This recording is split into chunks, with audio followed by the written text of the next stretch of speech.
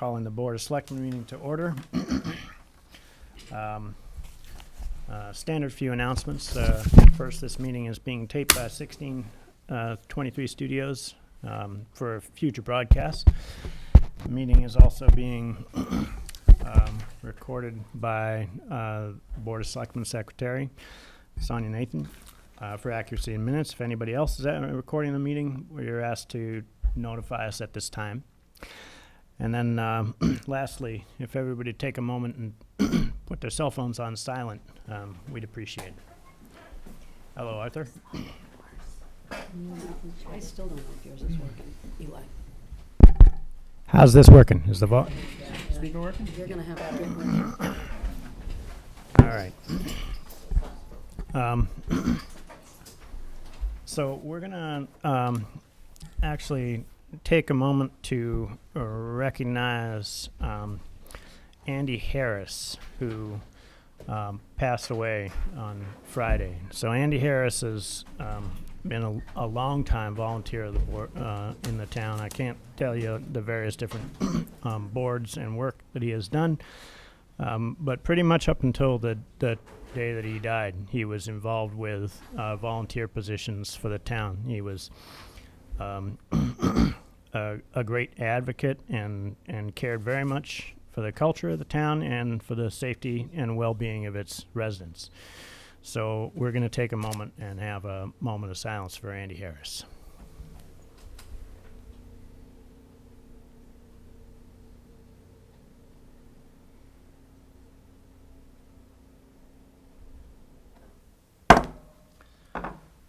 Okay, first order of business is item 0 on the agenda, which is if there's anybody who has a comment that they want to make on some topic which is not on the agenda, now we'll give you a couple of minutes to do so. Mr. Kehoe. Sir, if you would be willing to step to the podium and grab a microphone. I'm pretty new at this. Yeah. Tom Kehoe, 20 Lincoln Street. I'm here with Sue Thorne as the co-chairs of the 375th Anniversary Committee.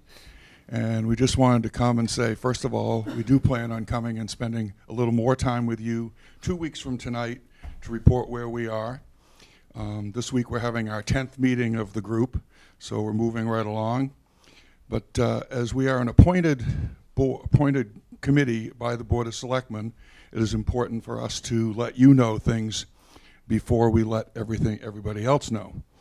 Tomorrow night at Music at Masconomo Park, the community center is going to be doing hot dogs and hamburgers, and the 375th committee is going to be doing Richie's Slush. So come on down for supper. But the other thing we're going to be doing is releasing our preliminary schedule of events for 2020, starting in January all the way through December.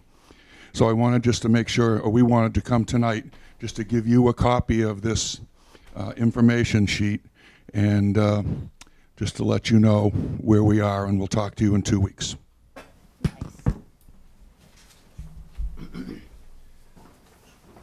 You're a teacher, you can pass these out.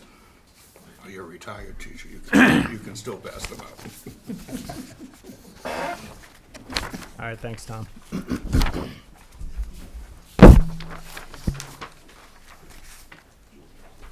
Say you're releasing these tomorrow? Thank you for your continued service, Mr. Kehoe. Thank you, Tom.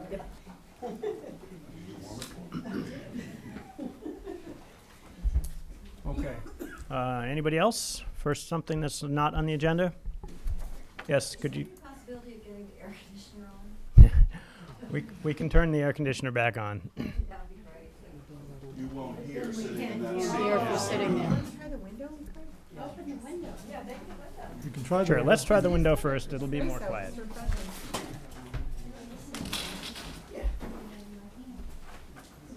Okay. So the first actual item on the agenda is an interview for Board of Health candidate Peter Colaroso. Peter, if you could come forward, introduce yourself.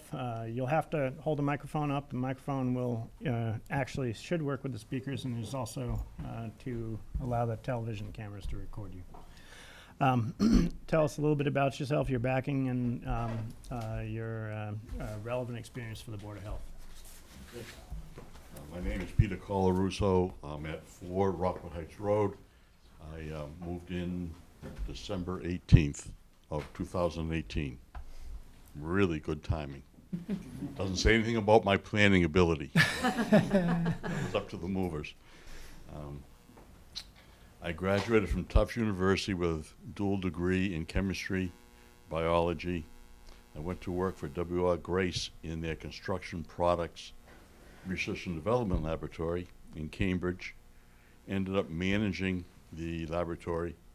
In that role, I was responsible for not only developing products, but taking those products through all the various testing agencies, UL, FM, writing specifications, bringing those specifications to the various code bodies.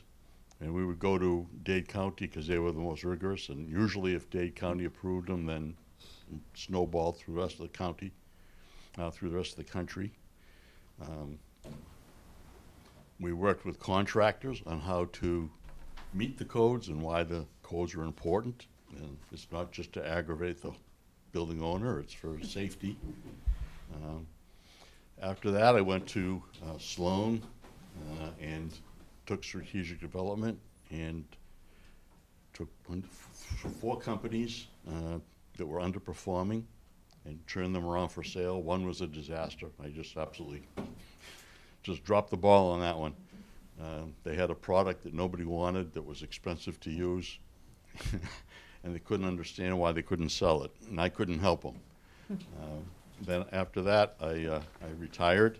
The 2 other positions, one was in a construction industry, and one was making eyeglass lenses, polarized eyeglass lenses.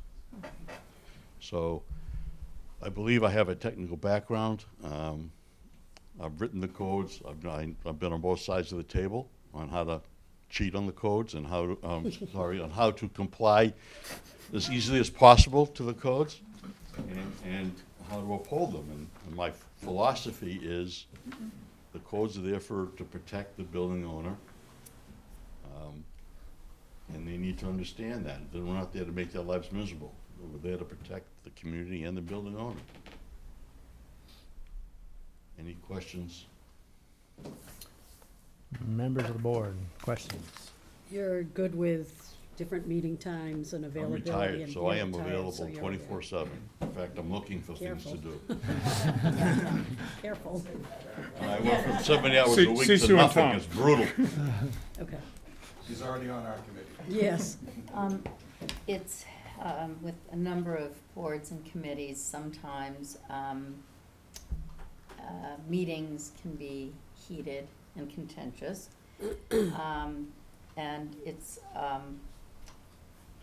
always important to be able to remember it's not about you, but about the board, the bylaws, and what's best for the town.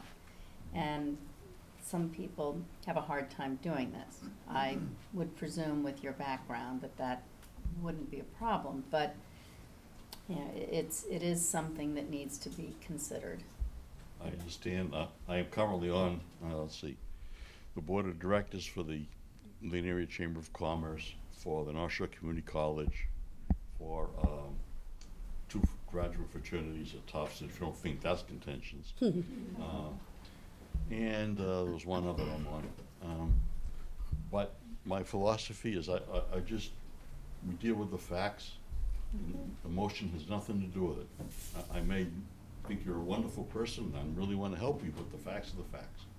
And keep emotion out of it. Yep. I've been yelled at by the best. So what's one more? And I don't necessarily yell back because that doesn't accomplish anything.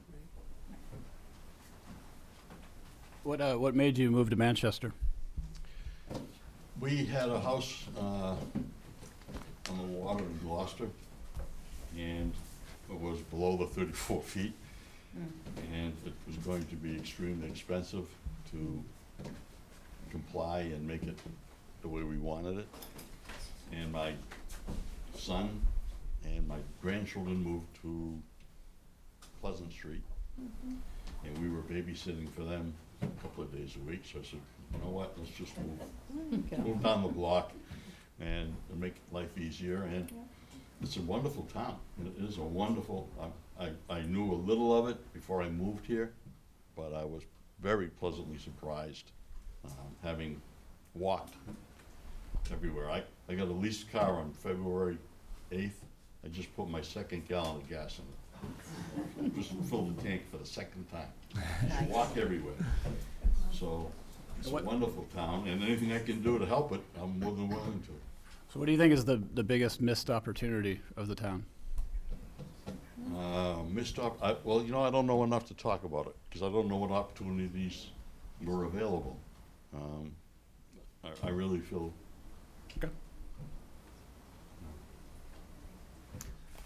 So, one of the major things that the Board of Health does is to do septic system design, inspection, permitting.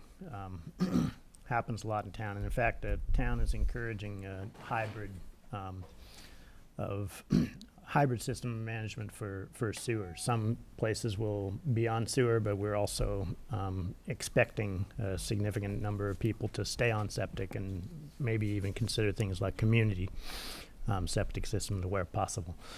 So the Board of Health needs somebody who can keep up with the current and new technologies for septic systems. Have you got any problem with diving into that side? Not at all. I mean, No pun. no problem. Diving in may be a little bit too much to ask. Poor Understanding choice it, of words. okay. Our products for WR Grace were concrete and were, I don't want to say water control, because you can't control water. I have utmost respect for any water. It's going to get you. Ask the Grand Canyon. You can divert it, you can delay it, but you're not going to stop it from doing what it wants to do, which is, you know, half of the battle with the septic systems is keeping the water contained. And I spent 20 years studying how to do that. Okay. Anybody else on the board? You want a motion? Okay. Thank you for the opportunity. Thank you. Well, I will take a motion to appoint Mr. Colarusso to the Board of Health. So moved. Second? Any discussion? All in favor? Aye. Aye. Any opposed? Okay. Welcome, sir. I appreciate your volunteering. All right, item number 2. Let's go to the hearing. Let's go to the hearing. Item number 2, unless anybody objects, we can move down. We'll just go to I think we're the only hearing. ones It that are going to says be paying 45. attention to that one. That's the board committee handbook review. Right. Item number 3, since it's 6:45, is a public hearing for a new all liquor license for Dynamic Restaurant Group, doing business as The Mooring at 25 Union Street. And I'll take a motion to open the public hearing. So moved. Got a second? Second? Any discussion? No. All in favor? Aye. Aye. Any opposed? All right. Okay, if you all could introduce yourselves and explain and tell us a little bit about the business. Good evening, everybody. My name is Ryan Gazda from McDermott Coulty Miller, here on behalf of Dynamic Restaurant Group, LLC. With me is Michael Rassa, who is the proposed manager of record as well as majority shareholder of the company. This will be a new American-style restaurant at 25 Union Street, replacing the former Superfine restaurant that was formerly in the space, which shut down some time ago. So to that end, we're applying for a common victualler and new all-alcohol license for the restaurant. I do have some proposed menus and floor plans I can let you guys take a look at if you don't already have them. Don't mind handing them out. This will be a full-service restaurant with approximately 45 to 50 seats, I believe. 45 to 48 seats. There'll be a light remodel of the existing restaurant space. Kitchen largely remaining the same with the equipment from the former operator. Of course, we'll be rebranding from the former name Superfine to the new name, which will be The Mooring. And other than that, largely operations just remaining the same as a new restaurant. There'll be a slight expansion of the former bar on the first floor from 8 seats to 15 seats. And we're seeking a closing hour of 12 a.m., which is in keeping with the few restaurants that are in town. As I said, Michael will be the manager of record of the restaurant. He's also the majority owner of the company, along with his 2 parents. So this is a small family-owned operation, keeping it closely held here. And he has extensive experience in the industry. He's been a manager and a bartender for, I believe, over 10 years. And he's also been the manager of Cala's here in town for the past 3 years. So he's excited to open his own place and looking forward to opening.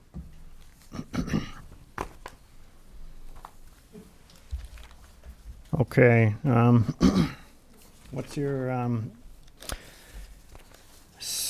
expected schedule for opening? Target date would be early to mid-August. As soon as possible is the goal. Yeah, of course, depending on licensing.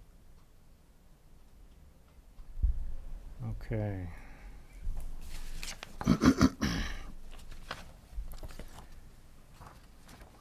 Tonight's the hearing for the liquor license. The common vittlers would be coming after that, I think. Okay, immediate questions from the board? It's a LLC? It is correct, yep. Is that based in Massachusetts? It is, yes, yes.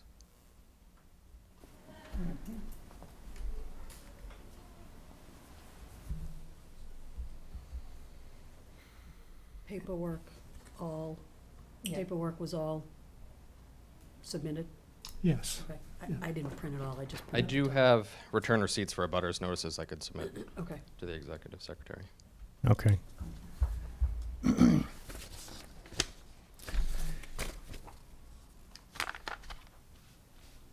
All right, it's a public hearing. Any questions or comments from the public before we move to the next step on this? All right. There are 1 or 2 other town offices that I want to get some information for. So your scheduled date of early mid-August, I think, will be compatible if we do a short extension on this, short continuation of this hearing to the next meeting that we have, which is on Monday, July 22nd. And I would like to propose that we do that now. I would just want to get any other questions out of the way for what we have in front of us today. And it sounds like all the rest of your stuff is Yeah. in order. Right. So, if there are no objections to the rest of the board, can I get a motion to continue this hearing to 22nd. July 22nd? So moved. Second. Any discussion? All in favor? Aye. Aye. Any opposed? Okay. I'll be in touch with you folks to schedule up the continuation, and hopefully that won't take very long at all. Will that require a second public hearing, or is that? No, this public hearing is not going to be closed. It's being continued, so it's the same public hearing. Understood. Okay. Thank you. Thank you. Thank you.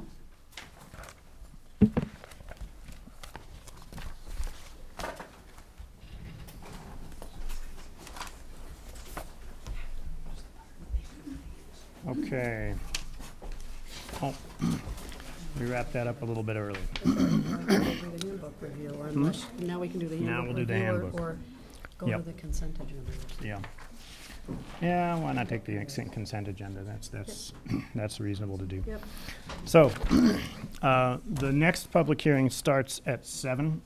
We have to wait for that time to come around before we can do it, so we're gonna take care of a couple of other little pieces of business before we step into that. So item 5 is our consent agenda.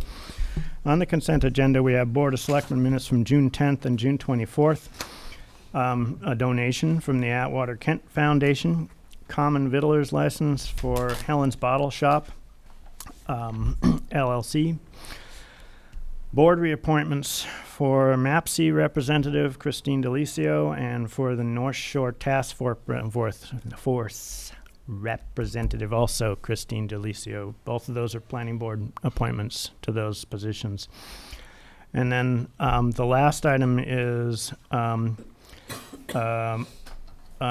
no parking zone at 46 Brook Street. Now, we have in the past done these as public hearings, so what the consent agenda item is tonight is to agree to put that on the agenda as a public hearing. And I think we would aim for the 22nd for that. And I think we can do that for the 22nd, right, Greg? Yes. Yep. I am going to pull the meetings from June 10th because I was out for a week and still have not had time to send in my notes on those. But I have gone over the meetings on June 24th, and I'm happy with those. So does anybody have any other comments or things they want to pull or discuss regarding the consent agenda? Okay. So with the exception of the Board of Selectmen minutes for June 10th, can I get a motion to approve the consent agenda? So moved. Get a second? Second. Any discussion? All in favor? Aye. Any opposed? Okay. Correspondence. Well, we have board committee handbook review or correspondence? Correspondence. Correspondence. We have a letter from Massachusetts accounting offices for Elizabeth Duke Martin's MAA designation. Notice of decision from the planning board regarding the MERSD special permit for the school building project. A letter from Nancy Hammond regarding the fiscal year 19 senior tax work-off program. We had a number of people take advantage of that. We do encourage people who want tax relief. They can apply for the senior tax work-off program to abate some of their real estate taxes. An informational letter about some asbestos abatement being done at Landmark School. Yet another fantastic letter from Xfinity. The Xfinity on-demand application is no longer available. It's a tragedy. And a letter from Senior Care regarding their annual service report to the town and the region. Okay. Any questions about any of those? Nope. All right. Maybe it should be noted, just for the minutes, that Liz, how long is that assessing course? What kind of process did she have to undergo? No, it's pretty extensive. Right. So a number of classes that she had to take and a number of tests that she had to pass. So she is now a certified Massachusetts assessor. So it's really a credit to her dedication and willingness to improve herself as part of that office operation. Right. So it's an excellent effort on her part, and kudos to her for achieving it. Great.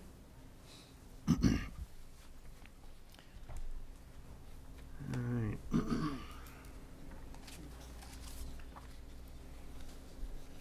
Greg can do a couple, and then maybe Yeah. we'll be good. Greg, do you want to spend 3 minutes on the first part of your town administrator's report, and then we'll get into the public hearing? Sure, yep. So first off, there's, I serve as a member of the MIA board, the Massachusetts Interlocal Insurance Association. And we secure our health insurance currently through them. And so because of that, since I serve as a board member and that we purchase our health Right. insurance, there's an annual disclosure form that requires your sign off on. And so it's basically acknowledging that there's a potential conflict because I serve on the board and also we purchase health insurance from them. I think that's a pretty manageable conflict. And I think that the benefits really being on the board outweigh any potential conflicts because it allows us good information on what Maya is doing and helps steer the products that serve us well. Well, I will observe that during your tenure here, where the town's been had very good results from its health insurance benefits. So I do think we benefit from that relationship pretty well. So a motion would be in order to formally have Eli sign off on that disclosure form. I'll make a motion to have the chairman of the board sign off on the disclosure form in terms of the health insurance trust. Second. Any discussion? All in favor? Aye. Any opposed? Coming up this Friday, you have your workshop to look at priorities and goals for this new fiscal year that has just begun. So we'll be meeting at 7:30 at Seaside One. And typically we try to tackle two sets of agenda items. One is what are the priorities that all of you see, and try to get consensus on those priority items. And then also take a look at how you as a board have been operating and any thoughts on some fine tuning to those operations. So those are the two main topics that we will spend a couple of hours on. Obviously, the homework assignment would be for you to be thinking about both those topics. And we'll go through a discussion and identifying what those priorities are and any fine tunings that you suggest.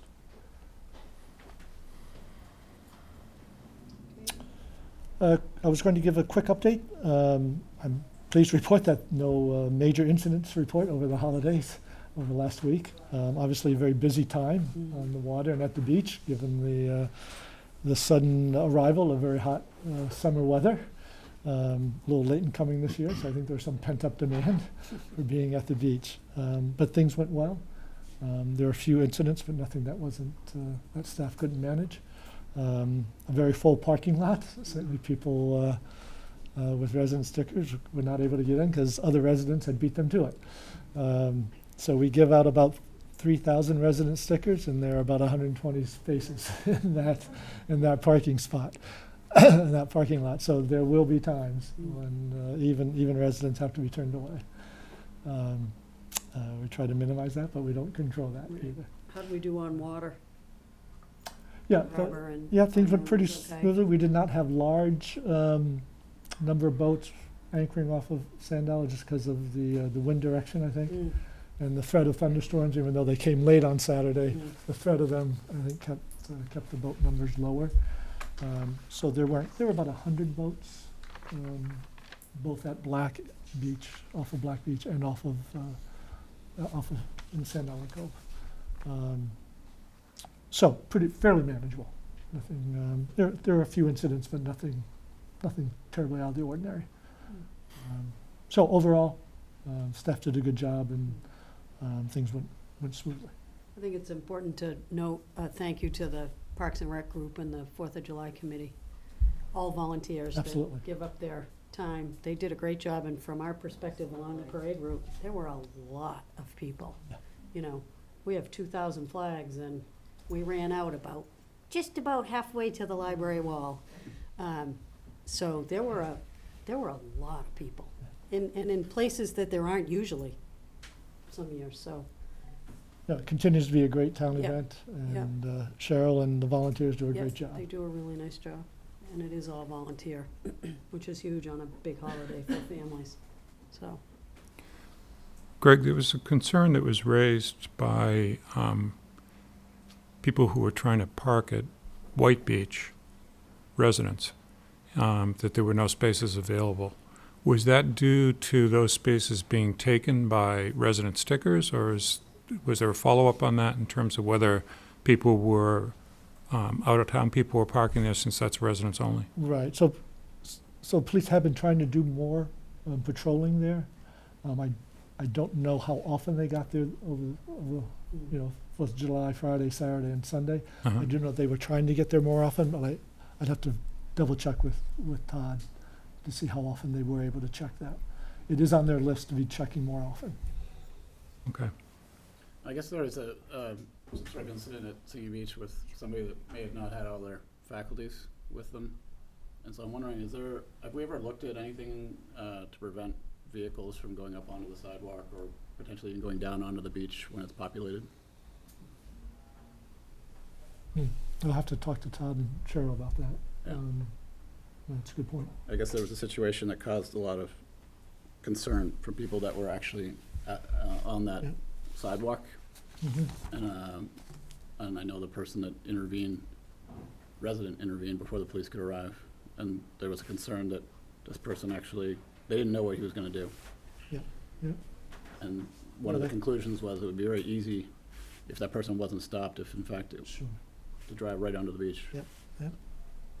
I'm not saying that we put up barriers or anything like that, but someone more trained or experienced than me should probably chime in as to public safety Yeah.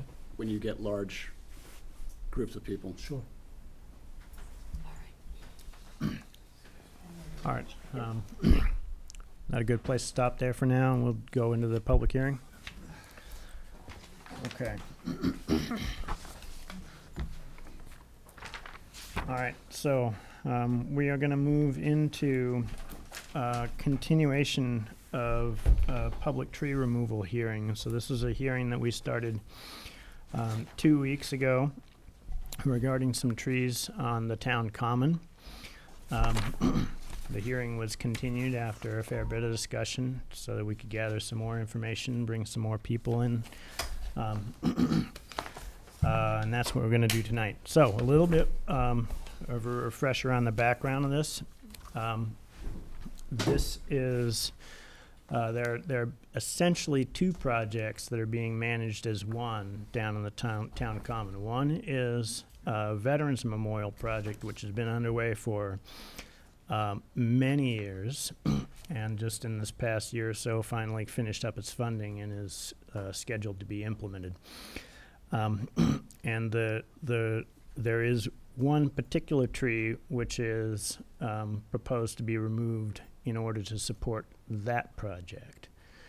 Then the other project is a modification of the town common to replace its asphalt pathways and to upgrade the front of town hall a little bit to make it better for handicapped people to get in, to add a connection between the police office, the police department's doors and the front doors, so you can walk back and forth easily between them, and to update the trees. And as part of updating the trees, there's a proposal to remove some trees and add a whole bunch of others. Down in front, I don't know if folks noticed when they came in, there are a bunch of stakes in the ground describing the new trees that are proposed to go in. And also the trees that are being proposed to be removed right now have been flagged for the past few weeks. Tonight we have Toby Wolf, who is a landscape designer who has been doing the work for the Town Common project. He has been working to integrate that with the Veterans Memorial project as well. Also have Sue Brown, the town planner. And I know that there are a number of members of different boards and committees in the audience as well.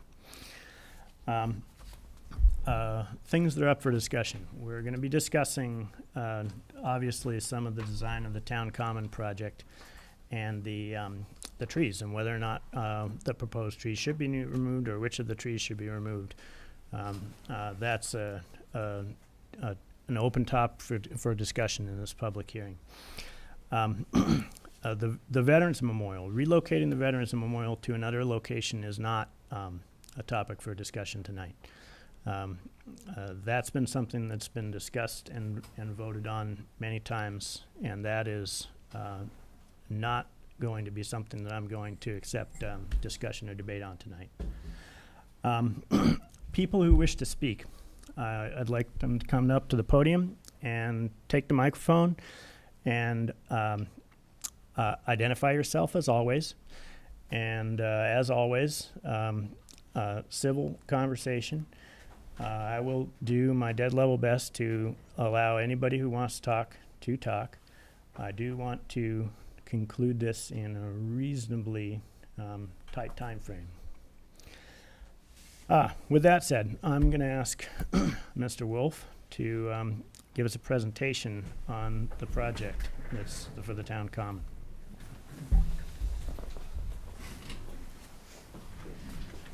Okay, thank you for the opportunity to talk about the common and the trees. I wasn't at the earlier part of the hearing, but I did want to come in and talk about some of the reasoning that got us to this point. I have a few slides. The first one shows the town common a while ago, before the old town hall was removed and the new one built. And the reason I wanted to start with this one is it shows, you can see the harbor from Central Street on this, and it shows how the grading was dead level at that point, and how the rise that's in front of Town Hall now was something that was added when Town Hall was built. Greg, are you? Yep. Okay, could I have the next, please? Yeah, I can make this work.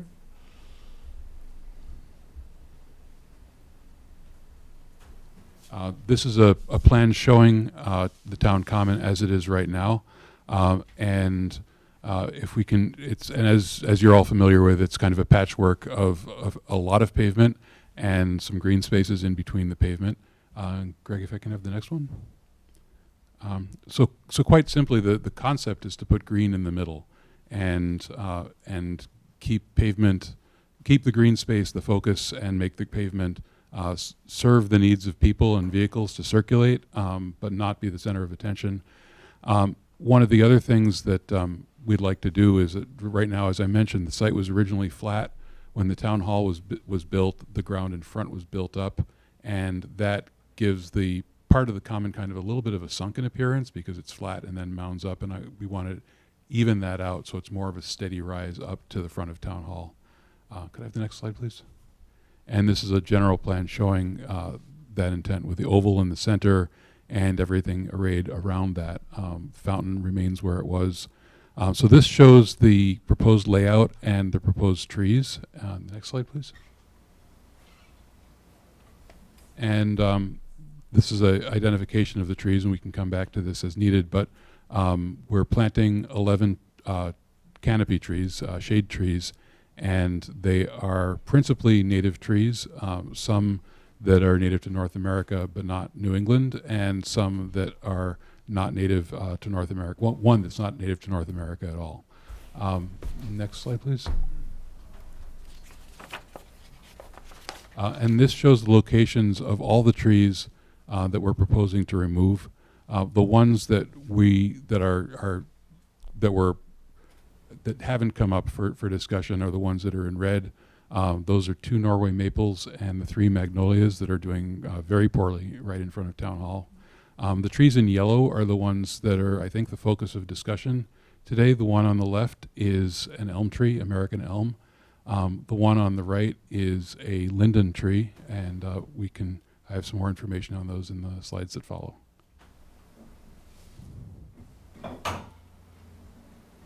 Oh, and I'm sorry, this plan shows, if you can see the small red X's, this shows the proposed trees, and then it shows the location of those 2 trees. So the small red X on the left is where the elm tree is growing, and the small red X on the right is where the linden is. So you can see we're putting new trees in approximately the locations where those trees are being removed. Next, please.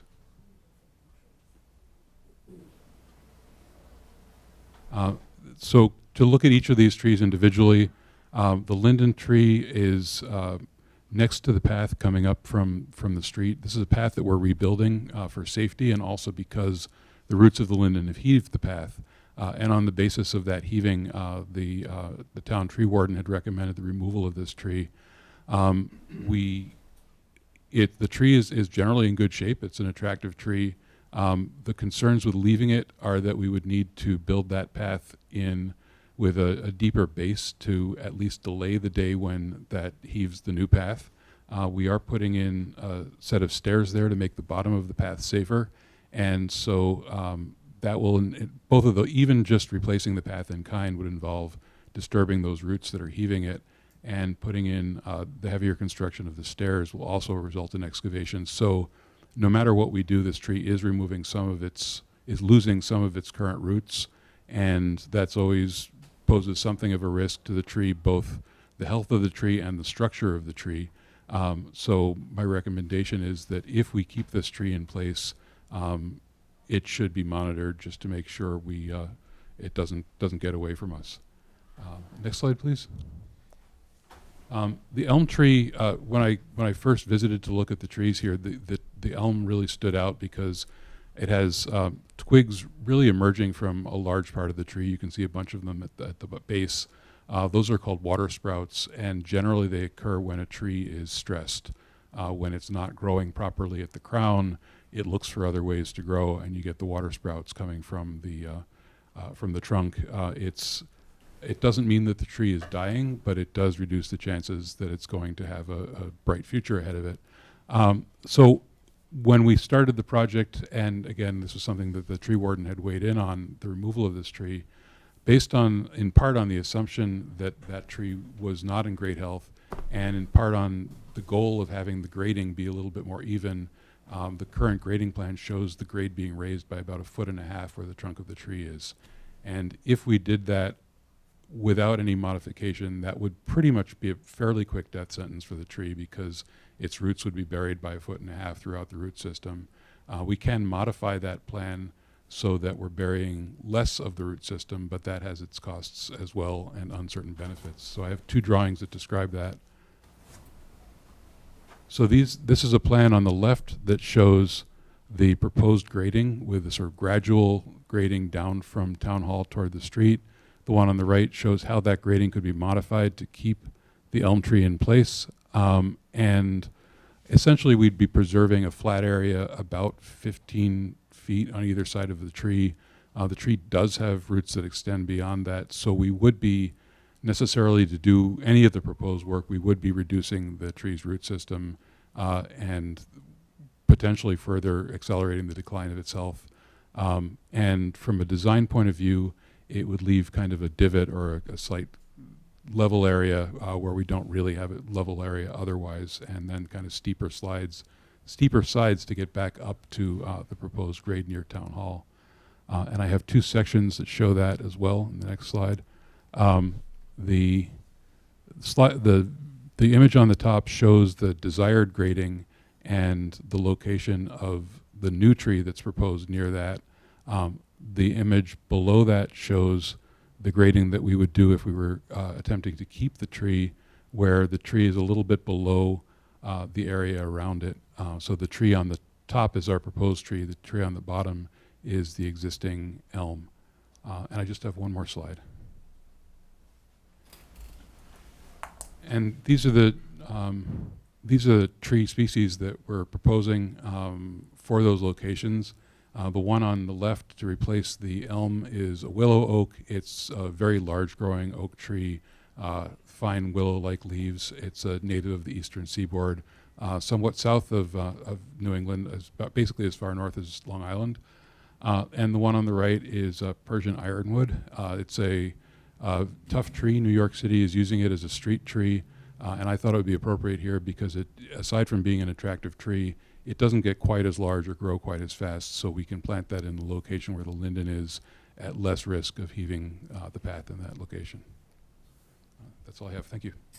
Thank you. Okay. I will take questions or comments from the board. How old, do you know how old the linden and the elm are?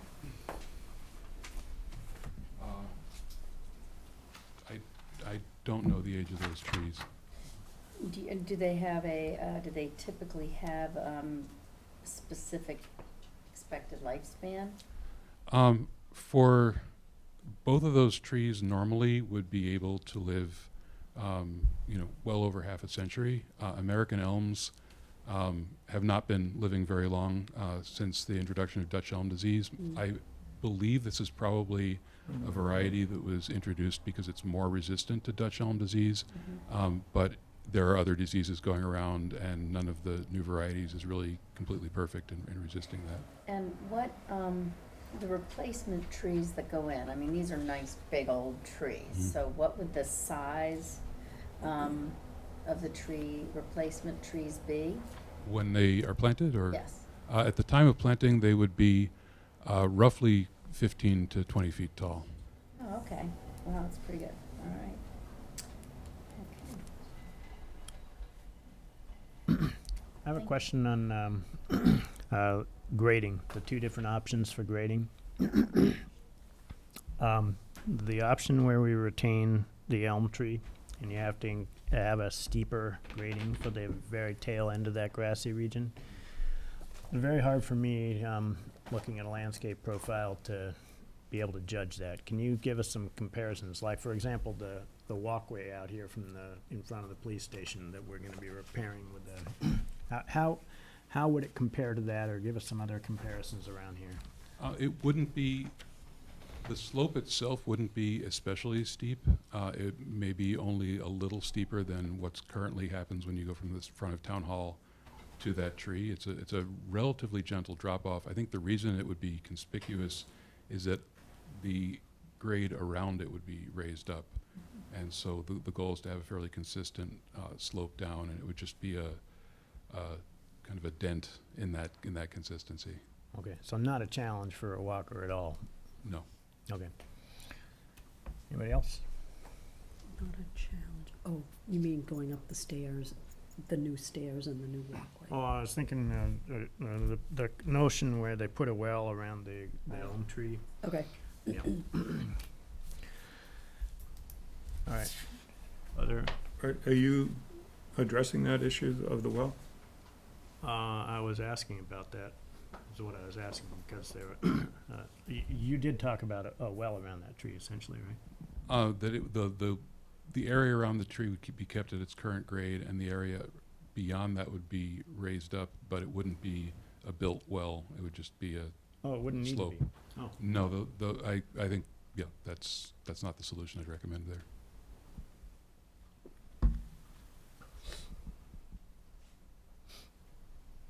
What are the issues with building a well around it and retaining the grade of the original proposed plan? The goal in grading around a tree is to keep as much of the ground at its current grade as possible. Most trees, I think the rule of thumb that you sometimes hear is that the roots go out as far as the canopy. Generally, the roots go out a lot farther than the canopy. And so the less disturbance you have within the first 15 or 20 feet, the better. So if you build a well around it, you're absolutely kind of, you need to trench to build that, so there's a kind of an absolute cutoff. And then generally when that's done, the area inside the well isn't enough to preserve the tree. And sometimes trees do live in that situation, but in general, I've seen more of them where there's a well around where a tree used to be. So it's not a strategy I'd really recommend anywhere. I got a question, and this goes back to even your presentations earlier in the spring. And just think about the trees and the gradation. And I'm also thinking about some of the broader conversations we've had about the town, especially with the finance committee. And just thinking about, at one point, this building wasn't here. And in theory, there's a time where this building may not be here, or we may not use this building as town hall for a variety of capital management reasons. And there's nothing implied in that. What I'm getting at is this, the proposing of the cutting of the trees and the gradations cemented to this building as is and the use of the space as we know it today? Or did your planning consider a day in the somewhere in the future where there was another purpose, not so much to the town green, because the town green and the common will always be the common, but the usage of the area would be different. And the reason why I'm asking that is if we start changing the trees and changing the gradations based on what we know today, is that giving the town flexibility for the future, whenever that future is? If town hall stays here, and if under another use, or if another building is built that doesn't, it's a hard question to answer because it really depends on whether the new use would affect the grading that we're doing. Yeah, and so what I'm getting at is I think the town should have the right to retain that flexibility. And so does your plan allow for flexibility, or is your plan for the trees and the gradations wired to what we know today? So I'm just trying to find out, how flexible is your design, or intended to be is your design? Because the trees, once they're gone, they're gone. So that's inflexible. But I'm curious about the intent of your design. That flexibility, I have to admit, was never part of the intent of the design. I don't think it diminishes the flexibility any more than any other kind of improvement of the common would. it was I would think of it the same way as repaving the walks, that it's anything that's there that needs to be changed in the future is going to be less flexible.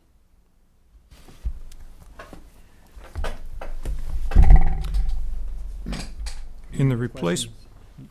Go, I was gonna say, any other questions from the board before I open this up to public? I have a question. In the replacement of the walks, are the walks being replaced with a semi-permeable, or is it still going to be asphalt? The proposed material at this point is precast pavers that have kind of a brick-like texture but are not imitation bricks, and that I'm looking into whether that makes most sense out there to be built. Those can be installed as permeable or as non-permeable pavers, and that's a detail that we're currently working on. So we're not currently looking at asphalt.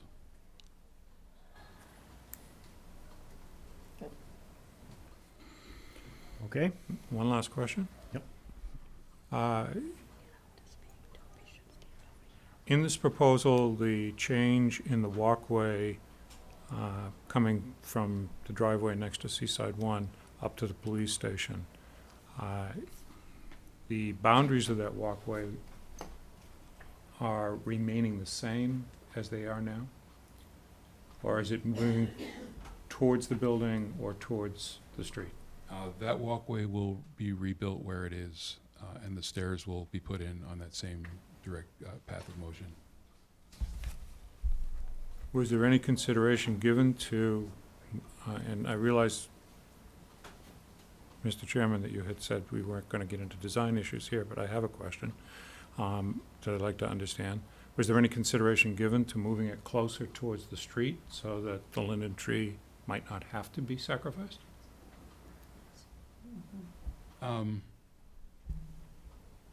At this, I understand it's very late in the game. no, And I'm very late in the game. And getting the into reason this. I'm saying at this point was, it's a slightly complicated sequence of events where initially we weren't looking at rebuilding that walk, and then at a different meeting here, Yeah.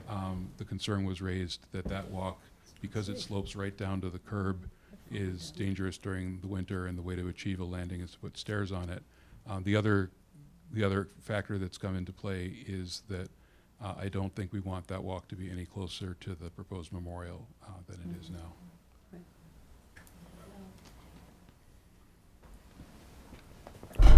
Okay, great.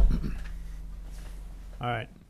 I'm gonna open this up for members of the public to comment. Mr. Wolf, if you could just come up here. We have another microphone here, so if there are questions that you need to answer, you can use that. Members of the public who want to make comments or ask questions, please raise your hand. I'll recognize you, and we'll get you up to the podium to speak. Who's first? Up you go. You're first. Hilda Daly, Forest Street. Could you pick up the microphone? Thank you. Hilda Daly, Forest Street, Manchester. I'm from the point of view of the first Friends of Trees, and that's when we focused on these elms and removed sick elms and took donations for memorial trees. And some of those memorial trees are in the town, in this area that we're talking about. So removing something that was put in for a reason for memorializing, I'm not sure there shouldn't be more research as to who they memorialized. One was, before we take them out, they were planted for that reason. So the focus of the early work was that way back when we started it, was for the dying elms in search of a cure for finding the disease-resistant strain, which now is there. And that's the one tree that's there already. It would be nice to think that the linden could be saved with a well around it, but our whole focus was to save trees, so taking them out was against what we did. So that was our point of view, and I just thought it should be said. Do we know, is there records of what trees may be memorial?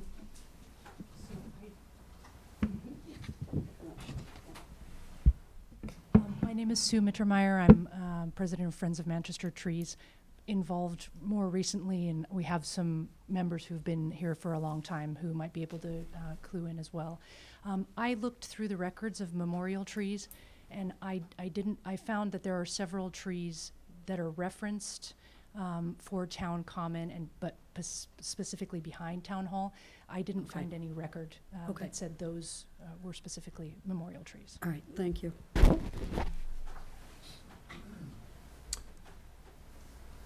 Other folks in the public? Yep, come on up.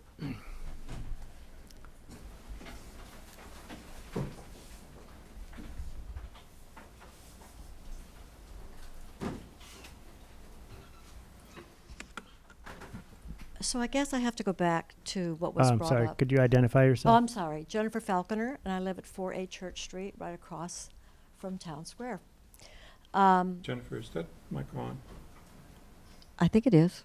No, it's working. Hey, Green light is on. yeah, I think it's just not going to the speakers in the back.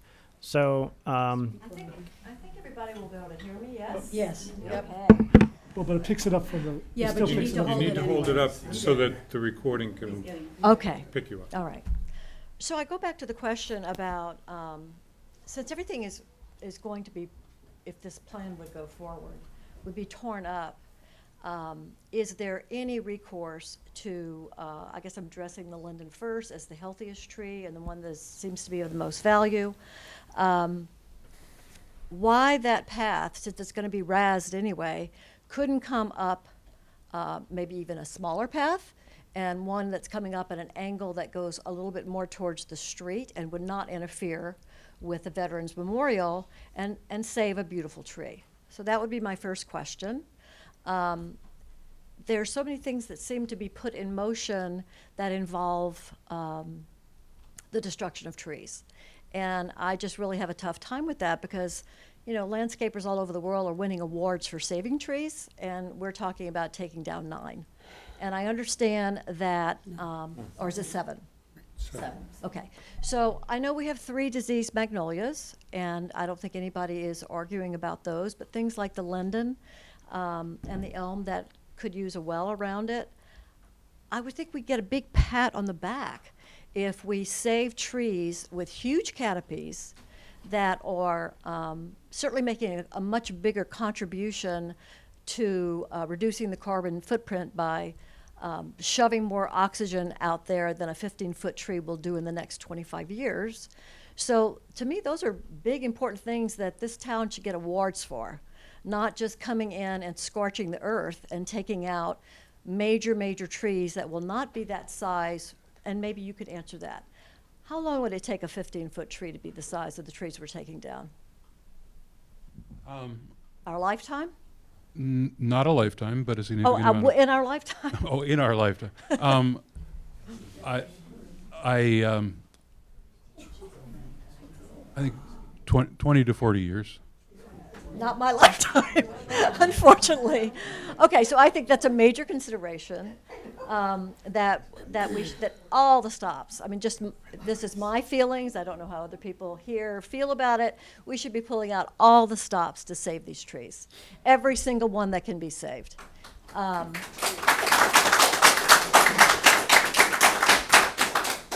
Okay, so I've made that impassioned plea.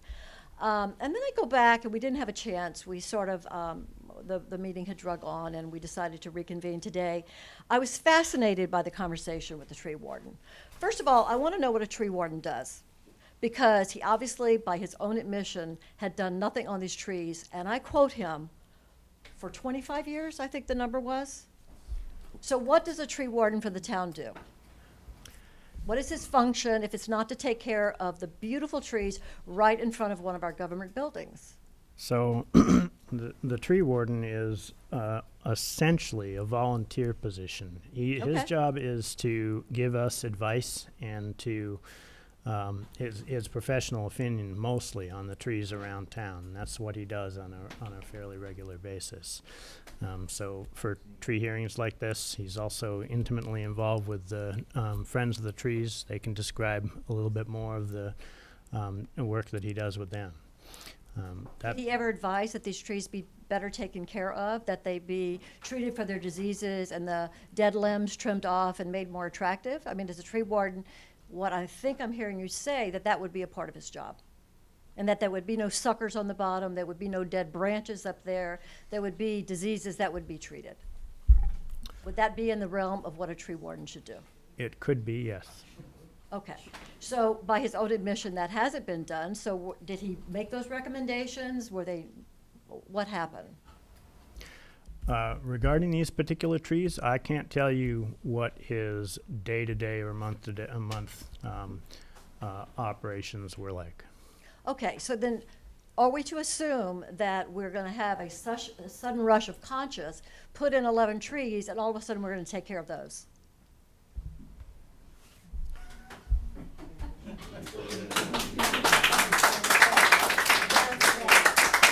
think we're talking about his position tonight. Yeah. Well, no, this is not about his position. Well, okay, let's put him aside. Let me just ask the question. Pretend we didn't even talk about the tree warden. We know that these trees haven't been taken care of in 25-plus years. Why would we assume that we're gonna put in 11 new trees and those will be taken care of? So, I understand the point. That was something that we did discuss at the last meeting. And the next budget cycle that comes around, we will be looking to see if we can put more money into the maintenance of trees. But we had no problem coming up with $100,000 to razz the town square, take down trees, and put new ones in. $100,000. A town meeting vote. I A town understand that. meeting I vote. wasn't here, and I apologize for that. I was out of state at the time, so I did not attend that meeting. So I'm a little lame here in saying that. But I guess I'm wondering how those things come crashing over like a wave of $100,000. To me, that seems like a huge sum of money for a town this size. And maybe it isn't.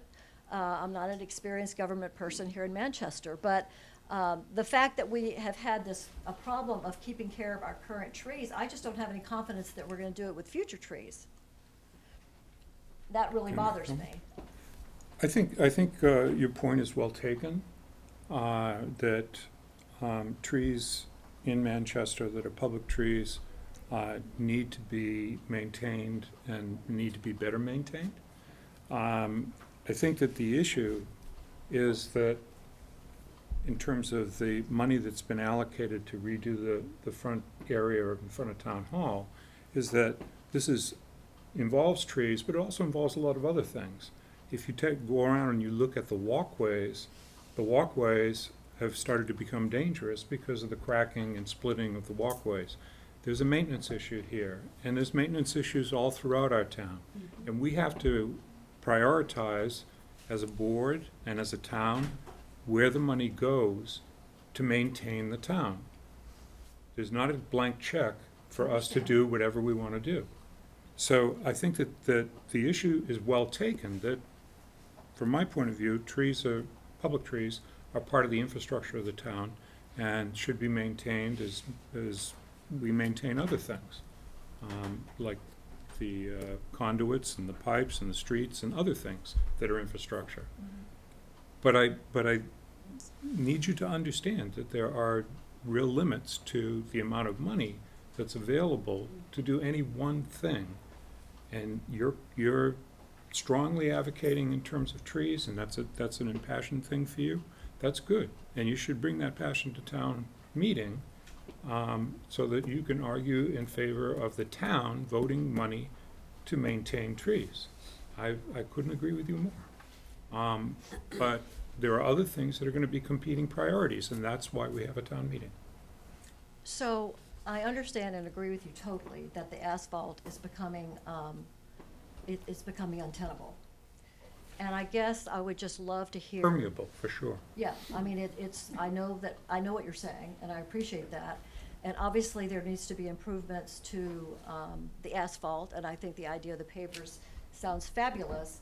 But I guess what I'd really want is to see a plan that would incorporate Manchester winning one of those awards for saving their trees while they improve their town, and not just scorching the earth and starting over again. That's I all. think the language of scorching the earth is a little bit strong. All the trees for- coming down, to me, kind of sounds very, There, very there are, drastic. there are 7 trees that we're talking about, and we're talking about replacing them with 11 trees. 15 feet. We're talking about replacing them with 11 trees. So that's a net gain of 4 trees for one. And But it's not. Okay. Other people speaking. It's not. I'd It's like not to, the I'd like to same. finish saying what I'm trying to Okay. say. Apologies. Of the 7 trees, the town tree warden and, in the hearing last time, cited 5 of those trees as very unhealthy and needing to be removed. At the end of that meeting, that's not really what he said. Yes, actually, he That's- was pretty clear. There were a number of the trees that are quite unhealthy, and there are a couple that he did say were healthy, and he was changing his position on whether or not those should be removed. But he did specifically give us a list of the ones that were not very healthy.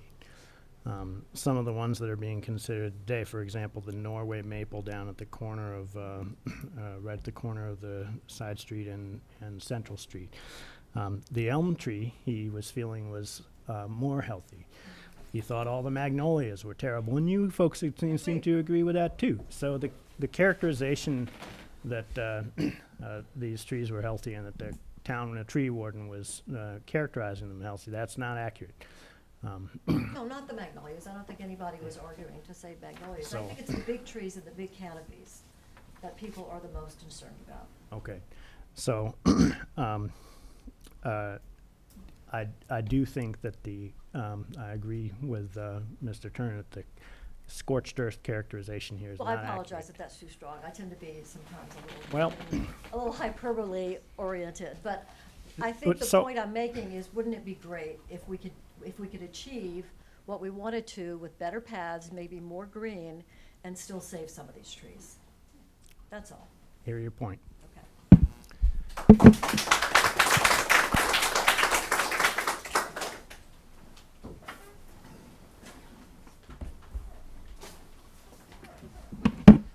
Good evening. Bob Reed, 12 Forster Road. I've lived in towns for 41 years. As Tom Kehoe once told me, that only makes me a tourist. I spent 6 years on the Conservation Commission in the 90s, and I ended my tour as the chairman. And the reason I bring it up is because I'm not anti-conservation, I'm not conservation. When I was the chairman, I was the one who initiated the plan to buy the Hamilton Woods entire project. The town paid, the board paid, the Concom and the state paid, but it was my idea. Now let's get to the trees.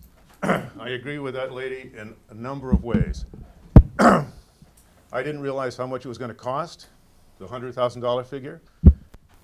And that's, as a taxpayer in town, I see my taxes go up all the time, and I'm concerned in one aspect that the tax money gets used judiciously, as opposed to, not so much. And I'm not pointing at this plan one way or the other as good, bad, or indifferent. But I'm standing here saying that Bill Hatcher told me a week ago that he planted the majority of those trees 50 years ago. Bill Hatcher of Hatcher Landscaping. So there may be some knowledge to be found about the memorial trees. I asked him why he wasn't coming. He had a reason. I wish he would have come. But in the interim, I would like to think that we could save as many of those beautiful, mature, full canopy trees as possible. If they're dying, as Tom Henderson, who's a friend of mine, if they're sick and they're going to be a big problem, I defer to Tom Henderson. I'm not an arborist, but the fact that when I moved here, those trees were probably 25 feet, 15 to 20 feet tall, like we're discussing, And I don't think many of us will live in town, and I plan to pass away in this town. I don't think many of us will live in town when those trees equal the trees we have now. So my last comment was I would like to see everything possible done to save as many of those trees as possible. There's still no reason you can't do whatever you want to do with the park. I'm a disabled veteran. I'm proud of the memorial going in, even though I won't be on it because it's only people that left for war from this town. But in the interim, any money saved by ripping down giant full canopy trees and planting smaller trees may be applied elsewhere in town to take care of other town trees. In other words, a solution, not just a nasty comment. Thank you.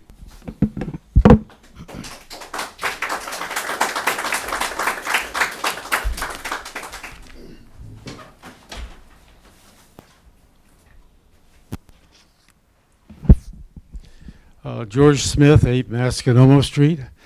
I've been coming to these tree hearings for many years, and I've basically taken the position in almost all cases, save the old iconic trees, that even if they're in trouble, let them linger. Prune them, take care of them, yes. So yes, I'm in favor of keeping most of those trees. The only exception to that are the 2 hybrid elms that are there now. Those were placed by Alice Rice's mother to replace the huge American elms that were there before. I would like to see those 2 elms replaced by an American elm. Those hybrid elms are really sad-looking, misshapen trees. An American elm would rise very quickly, very fast, and would you'd be able to see the church from School Street where it was placed. The church was placed there in order to be viewed coming down School Street. And the clock, now you can hardly see the clock. We had that trim once years ago, but it grows up 2 or 3 feet a year once you top a tree like that. So that's the only exception I would make is think of the future. That's what our trees are all about. Granted, we love the trees there. We like the shade, misshapen as they are. But think of 20 or 30 or 40 years from now when you have huge, graceful American elms that used to be there.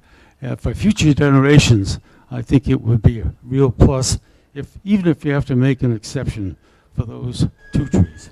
Can I actually ask you a question? Because there's only 1 elm tree that's being proposed for removal. I understand. And you said two elms.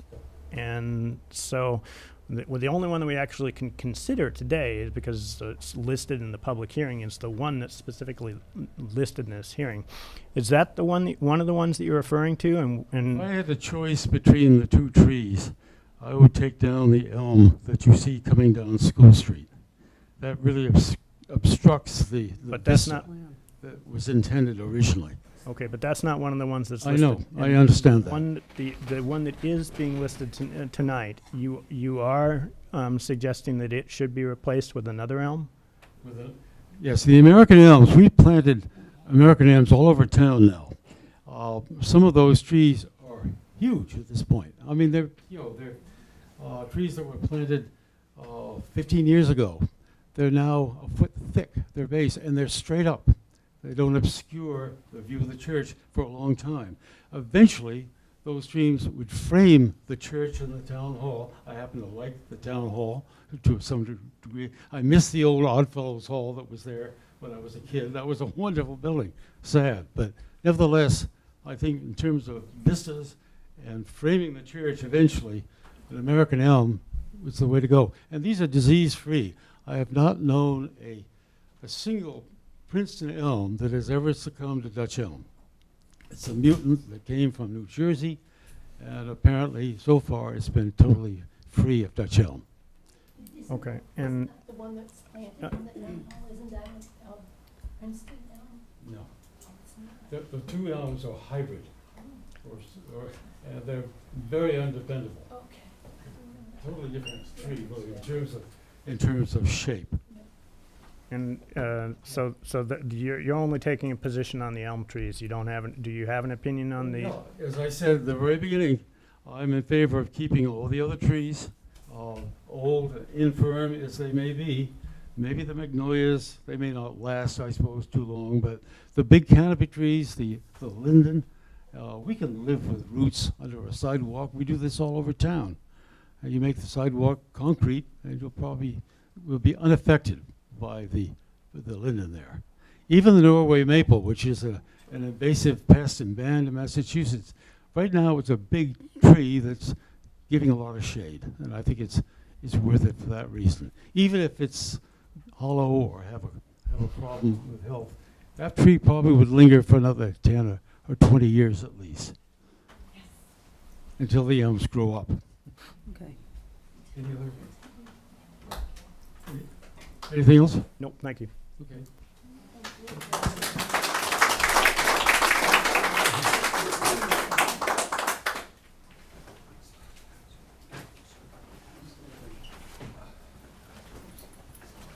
Tom Keogh, 20 Lincoln Street. I'd like the board to consider that there are trees down there that the tree warden has determined should come out. If you walk out the front door of this town hall, as I have a few thousand times, there are many magnolia trees there that are definitely destined to have a very short life. The other thing I'd like the board to consider is this, that if you decide that we need to plant 7 or 9 new trees, that you make sure that worked into the contract of installation of those trees is the care of those trees for a 2 or 3 year period of time by the contractor. I would like to be able to continue talking, I'm sorry. So with that in mind, I think that that would be a good use of the budget. I know that the Friends of Manchester Trees over the years have done a lot. In fact, they've spent a great amount of money purchasing a water container to go around in the back of the truck and paying people to go around and taking care of the trees. And I appreciate that. And the Friends of Manchester Trees are one of the reasons why we've been designated as a tree city for multiple years. And just for one little question about the budget, the $100,000, whether it comes all from tax rate or from taxes and money from community preservation, is 0.3% of the entire $32 million budget of the town. Thank you.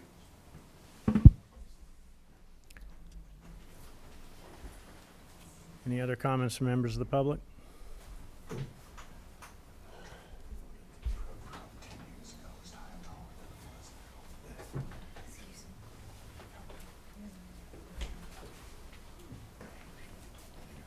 Hi, Sandy Rogers, 82 Old Essex Road.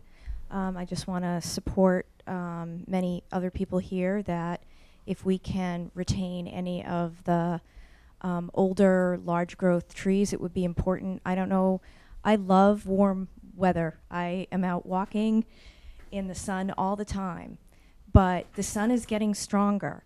And I would think that the town would want a common where people will linger, where they will want to appreciate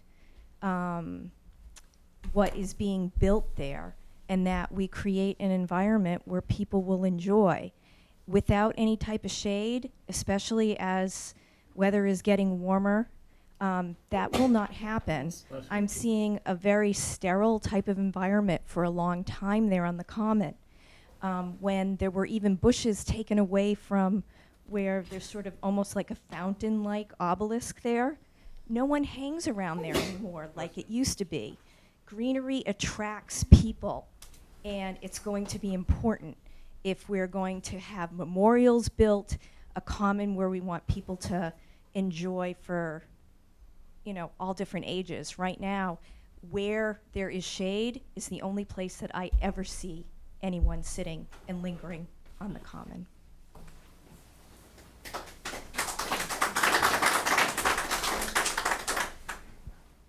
Okay.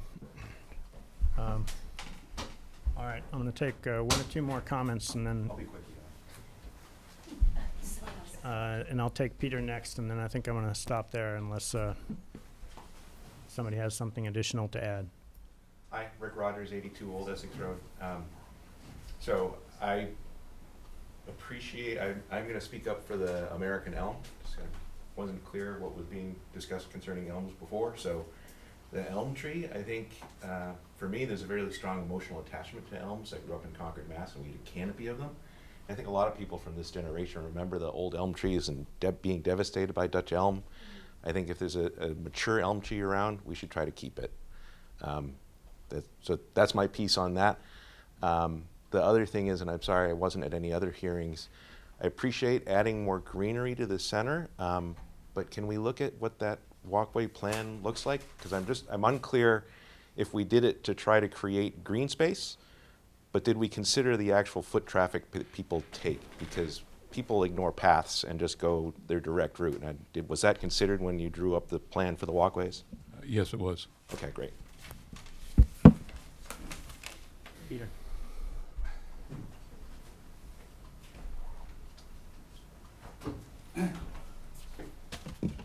Peter Manassian, 5 Wood Home Road. I'm a director of Manchester Friends of Trees, as is George Smith. I have a couple of questions for Toby. The 3 trees that are coming in that are not native to the area, either New England or to beyond that, what assurances do we have that those trees are going to be successful in our location? Before you answer that, could you do us a favor and remind us specifically of the locations where those trees were going to go as well, so that we can keep that context? The non-native ones.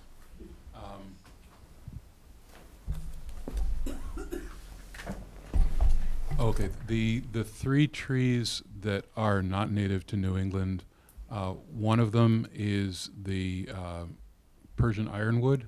That's the one proposed to be located near the path. That is, as I mentioned, it's a tree that I've seen succeed in New England.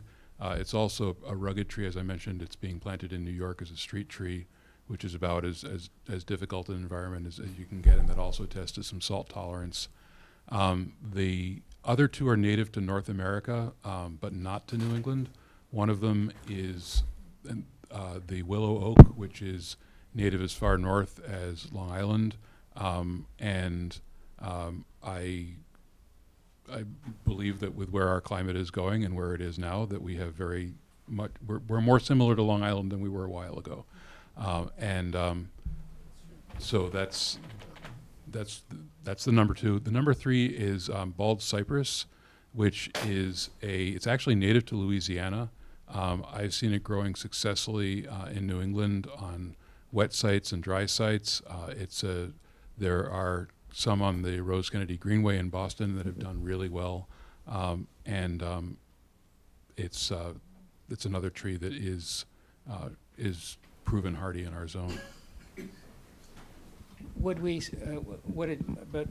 it make more sense to consider trees that are native to our location and the microclimates of being near the ocean and this kind of environment in order to ensure their success? We see a lot of trees that are being planted by professionals all over, and we see a lot of failure too. And I just wonder whether or not we'd have a much better chance of success if we were looking at native trees that have had success in our immediate environment on the North Shore. That's a concern, because there is risk involved in what you're saying. Long Island is fine, the streets of New York are fine, Louisiana is fine, but and I'm just concerned about that. I think that's I'm a big fan of native plants, both for their beauty and for their biological benefits, and for the fact that they've been proven in this climate. And so there are oaks, other oaks that are native here that would do well here. We also have swamp white oak in the proposed plan, but their chestnut oak would work great here. The chinkapin oak would do well here. The Persian ironwood, that's a site. I was on my way here and I thought, well, hop hornbeam is a native tree that also has the similar attributes. It doesn't have the spectacular fall color, but it's a good, relatively small, meaning 30 to 40 feet native tree. And the bald cypress, honestly, that is a tree I love. but it's not about what trees I love. It's and that there's certainly other trees that could succeed there. Where will the trees be sourced? That would be that would be up to the contractor. So the contractor would identify the nurseries that had them in stock. I would go inspect the trees at the nursery. I would have the right to reject them at the nursery or when delivered on site if they haven't been handled well. And quite often at a nursery, I've had the experience of looking at the tree of the specified species, thinking they're kind of okay, and then being shown some trees of a similar species, similar size, and making that substitution at the nursery. And that's been a good way to get the best trees at that point. So I would hope that they would come from New England nurseries. Many trees in this area are sourced from originally grown in nurseries in the Mid-Atlantic, and generally have very good success rates here. Is the contractor the same as the nursery, or is the contractor a separate entity? The contractor is a separate entity. And what are their credentials, or what is their that hasn't been selected yet, who the contractor would be? Right, the contractor would be selected by the town, and with whose input? There would be some requirements as to what experience they have and their experience in business, and actually I can't really speak directly to the bid process for this. But I would assume that we would find out from a number of locations where this contractor has planted trees, how well they've done and how Peter? what success they've gained. You're asking some pretty good relevant questions, but I don't think the questions are actually relevant to the hearing tonight. What we're trying to decide is what we're going to do about the trees that have been selected for removal. And your questions are good ones, but they're not actually part of this hearing. And just give me one last thing. In general, what kind of growth rate are we looking at with a 15 to 18 foot tree, roughly? Again, all trees are different in a sense, but what should we be looking at in terms of a growth rate, and what kind of an initial canopy will that tree have? A tree of that size would typically have about an 8 foot to 10 foot diameter canopy, and growth rate, typically when trees are transplanted, they take a few years to recover from the transplant shock, and so you see fairly minimal growth for a year or two, and then with the red maples, for example, I'd expect to see that sort of bounce back and get to be closer to a foot or 18 inches per year once it really hits its stride. The oaks tend to be somewhat slower growing. Just the honey locust is a fast-growing tree. So these have been selected in part. We want trees that are going to be strong, but these are selected in part for a quick growth, relatively fast growth rate. Toby, you talked about that the plan is flexible. Was there consideration, given the fact that we want to have trees with canopies for the good reason of shade and climate and all of that? What about the proposal of actually purchasing much larger trees, but fewer of them, and plant them over a period of time? I think it makes sense to include some larger trees.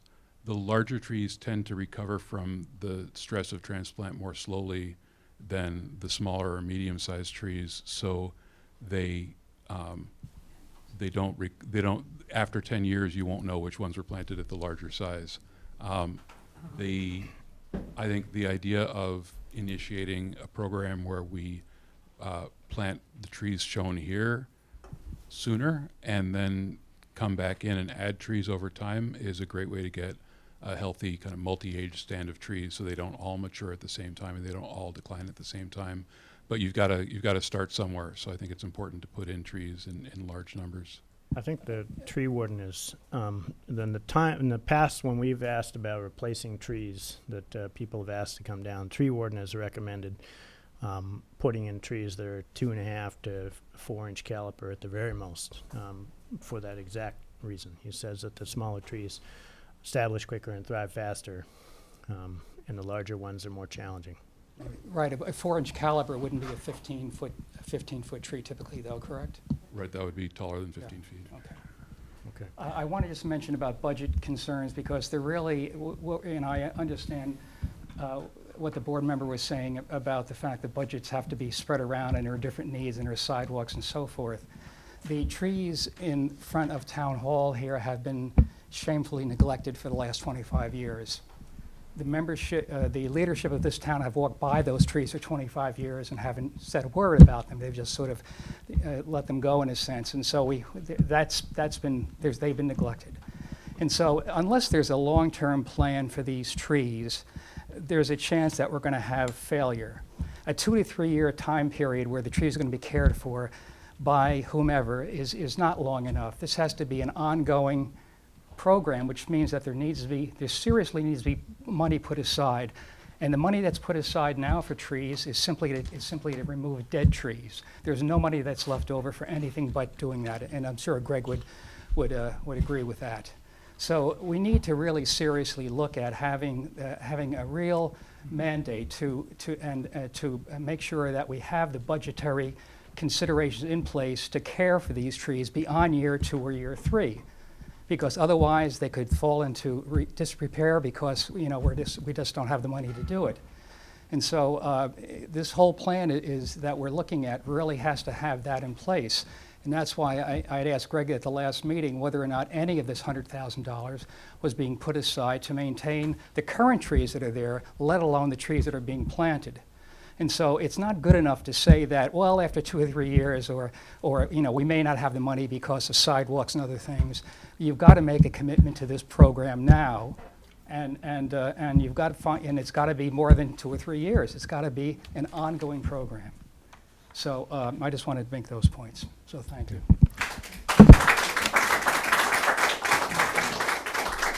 So at this point, I'm going to bring this back to the board. I had one question, and I'll let the board members ask any additional questions. So there is one Norway maple, 18-inch Norway maple, just to the Central Street side of the walkway, the walkway up to the police station. And it's probably closest to the town hall side of the Veterans Memorial. And what I'm not clear on right now is if the construction of the memorial requires that tree to be removed, or it's being recommended, or you think it will not do well because of the construction of the memorial. Can you characterize that for me? The construction of the memorial, it's not directly on top of that tree, but it would remove a significant portion of the tree's roots. Oh, okay. So the tree is not likely to survive that. Okay. So the memorial will therefore affect the tree closest to Central Street, which is a Norway maple, and that Norway maple as well. Okay. Any other questions from the board right now? That's the one that Tom said had, Yeah. Health issues. major health issues. So you can see right into the trunk. The heartwood. The heartwood rot.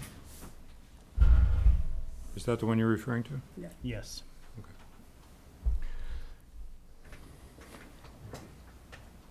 Comments or thoughts right now? Questions? Any more questions for any of the No. boards or Toby? I would very much like to see us try to keep that linden. Yep. And the elm, There's a strong attachment to it. if at all possible. I just, the next group sitting here in 10 years potentially are faced with then what to do with that elm. And I guess that's what happens to the next group Yeah. 10 years from now. We've done that before. Yep. I mean, I think the other trees need to, the magnolias need to come down. They're not healthy. They're just not. And the others are in decline enough according to the tree warden. I'm not a tree expert. I have to I have to rely on what those in the business say, like I would even if I was trying to determine cutting down my own trees on my own property. So I would very much like to see some manipulation of the plan to keep that linden and the elm. I would agree, and I think that with the magnolias, they're, you can see how much they're Oh, yeah. struggling. Yeah. And as well as the Norway maple, and I can appreciate large canopy. However, they're not healthy trees. They are invasive species. And I think that I like the plan of incorporating different types of trees and sizes that also look down the road and what we're facing climate-wise. While I would love to see native plants, I'm always a fan of doing native. Native may not thrive as well as some of these other trees. So, I would agree with saving the linden and the elm if at all possible. That's.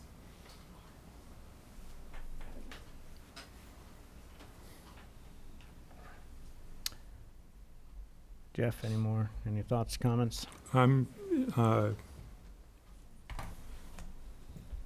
very much in agreement with what's been said just now. The magnolias are not shade trees. In terms of the magnolias that are out front of this building. And I don't think there's any question that those trees are very unhealthy. I think one of them has barely leafed out this year. I'm concerned about the heartwood rot and the Norway maple at the corner. And that tree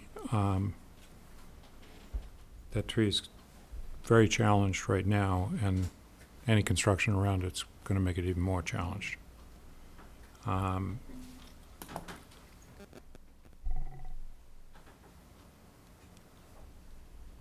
linden and the elm I would really like to retain. But I think at the same time, we have to make a very strong commitment to pruning the elm and getting it to be as healthy as it can.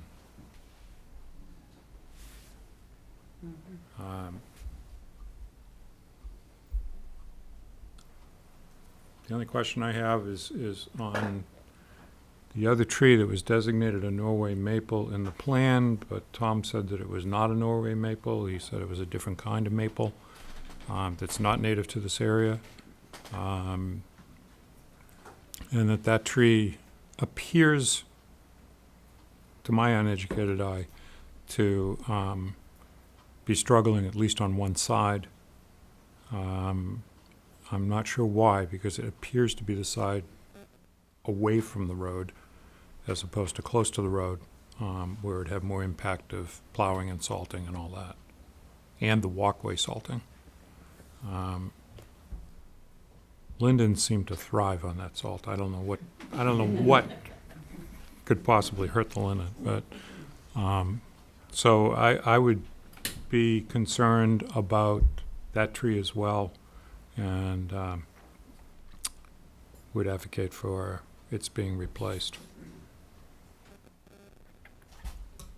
So that's that is both of the Norway maples. Both of the trees that are designated on this plan as Norway maples. Yep.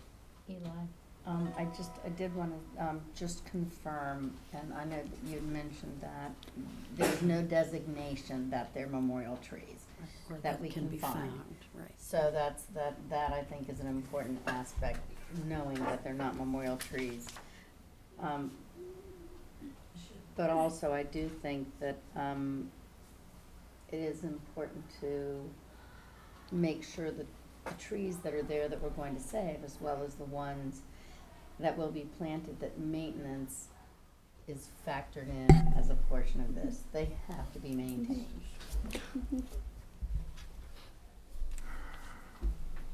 I think I have a different approach to this. I look at the broader space, and I look in a 10 to 20 year time frame, and I'm not convinced that this building will remain as is, or even the purpose of this building. Particularly when I look at some of the offices and the departments, I think the needs are changing within the walls of this building, and so this space, I wouldn't want to see drastic change to this space when I think potentially in the 10 to 20 year time frame that we may have bigger changes or considerations for this area of town. So I would hate to lose substantial trees until we've, thought about it in the context of a bigger change. I think it'd be unfortunate to lose these trees and then to have yet more potential change in the 10 to 20 year time frame. I'd rather preserve what we have. The unhealthy. No, I'm thinking mostly about the elm and the linden. The magnolias, it sounds like there's a majority of voices tonight, plus what I've heard from this group, that the magnolias are not in good shape anyways. I'm less clear on the tree next to the war memorial. But in the interest of the broader space and the options that the town should preserve, I would not want to see dramatic change beyond the magnolias.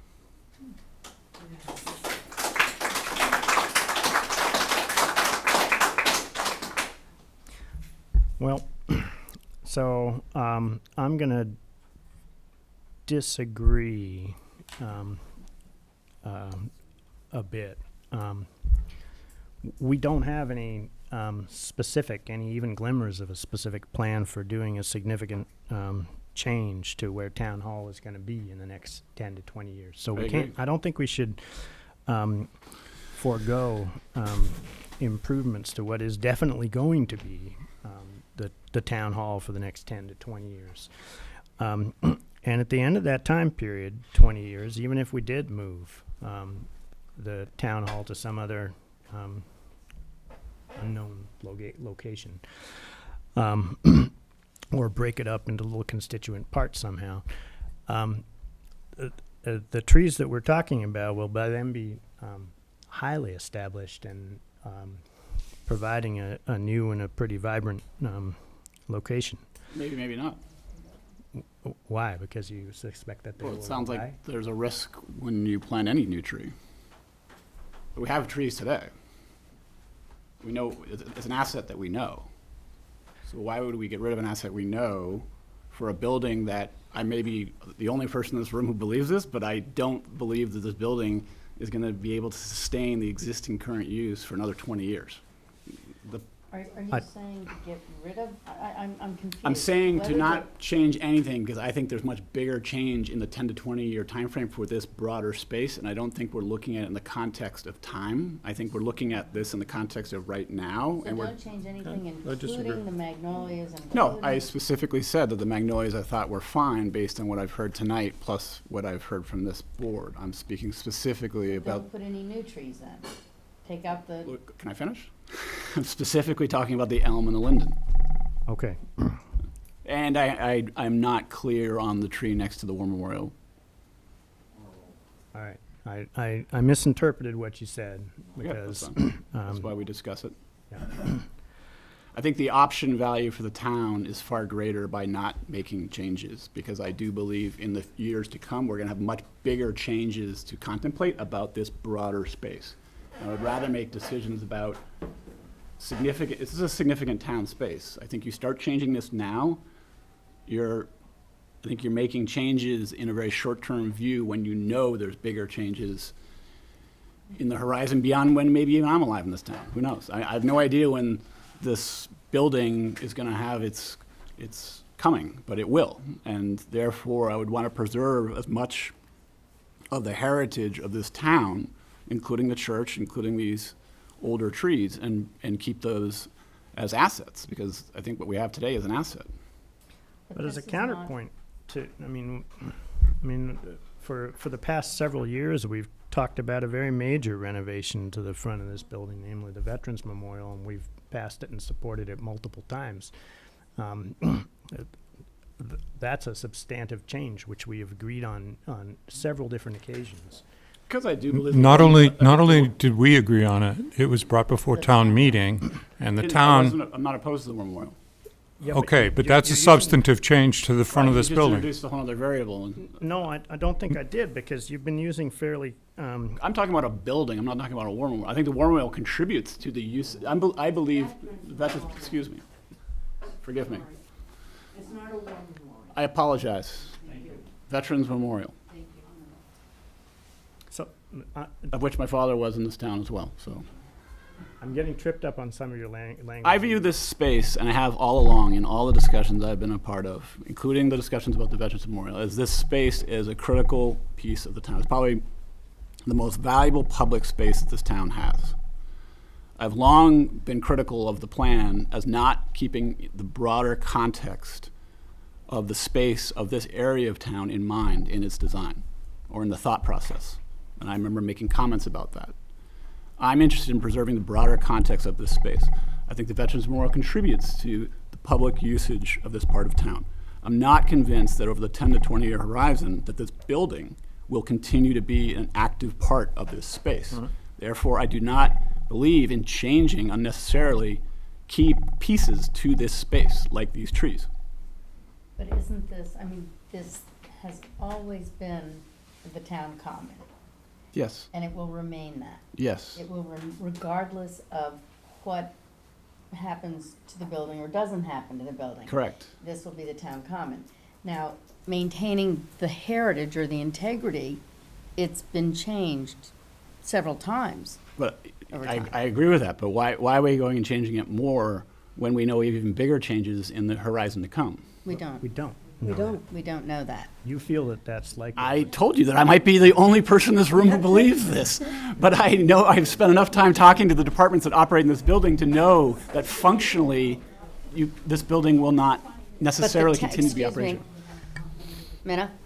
So anyway, this is my opinion. This is how I'm going to influence in my voting. I'm happy to talk about it all night long, but I'm not a fan of cutting down the linden and the elm, period. My reasoning may be different than yours. We agree.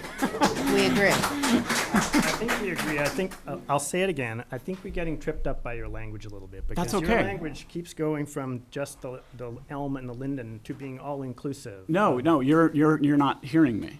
I'm specifically always talking about the linden and the elm, and I also, I don't know if I have a final conclusion about the tree next to the Veterans Memorial. I've been very consistent every time I've said this. I do believe that the magnolias are not necessarily as critical to the space. Okay. I don't think I've changed whatsoever in what I've said. No, but I But think the rest of us continually are being. That's fine, that's why I'm explaining it. All right. Well, I haven't said anything. Well, I have, but I haven't expressed opinions.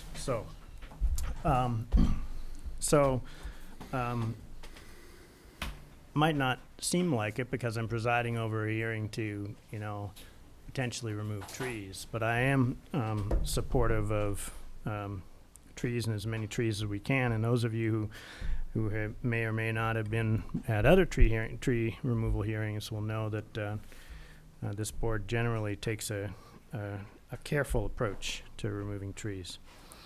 I think I share everybody's opinion about the elm and the linden.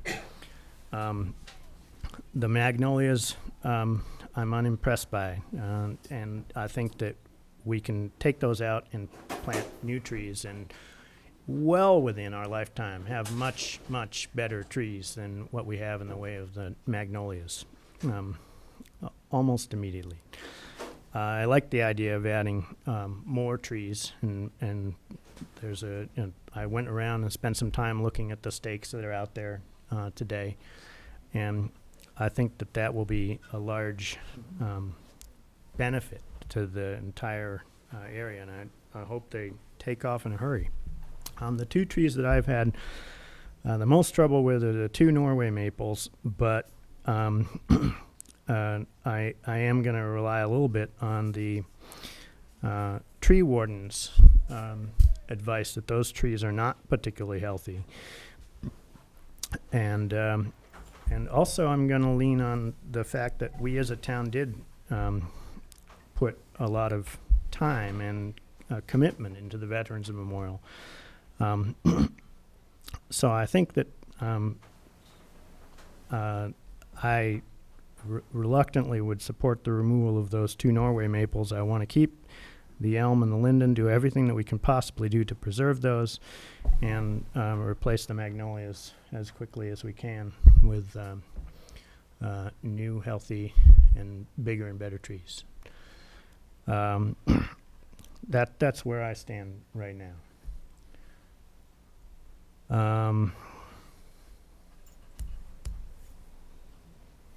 Any other comments from the board right now? Can I get then a motion to close the public hearing? So moved. Second. All in favor? Aye. Aye. Aye. Any opposed? Okay, so there are 7 trees, and to be very clear, I'm going to use the designation that is on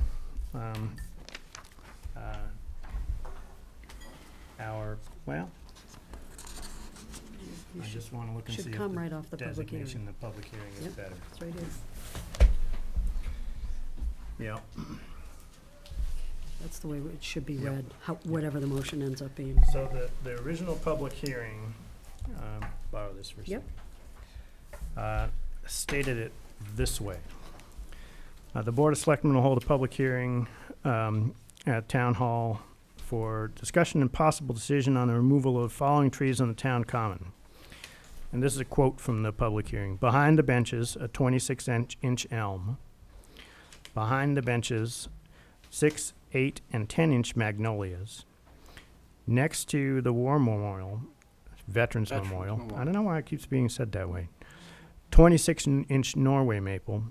Along the Town Hall driveway, an 18-inch Norway maple. And along the Town Hall driveway, 26-inch linden. And of those 7 trees, the 2 that we've discussed as pretty much universally as ones that we want to preserve are the 26-inch elm and the 26-inch linden. And everybody has expressed not a very strong opinion for saving the magnolias. And the only place where there's been some differentiation on the board and with respect to its opinions about the 2 Norway maples. So that's where we stand. And I'll take any motion that anybody would care to make.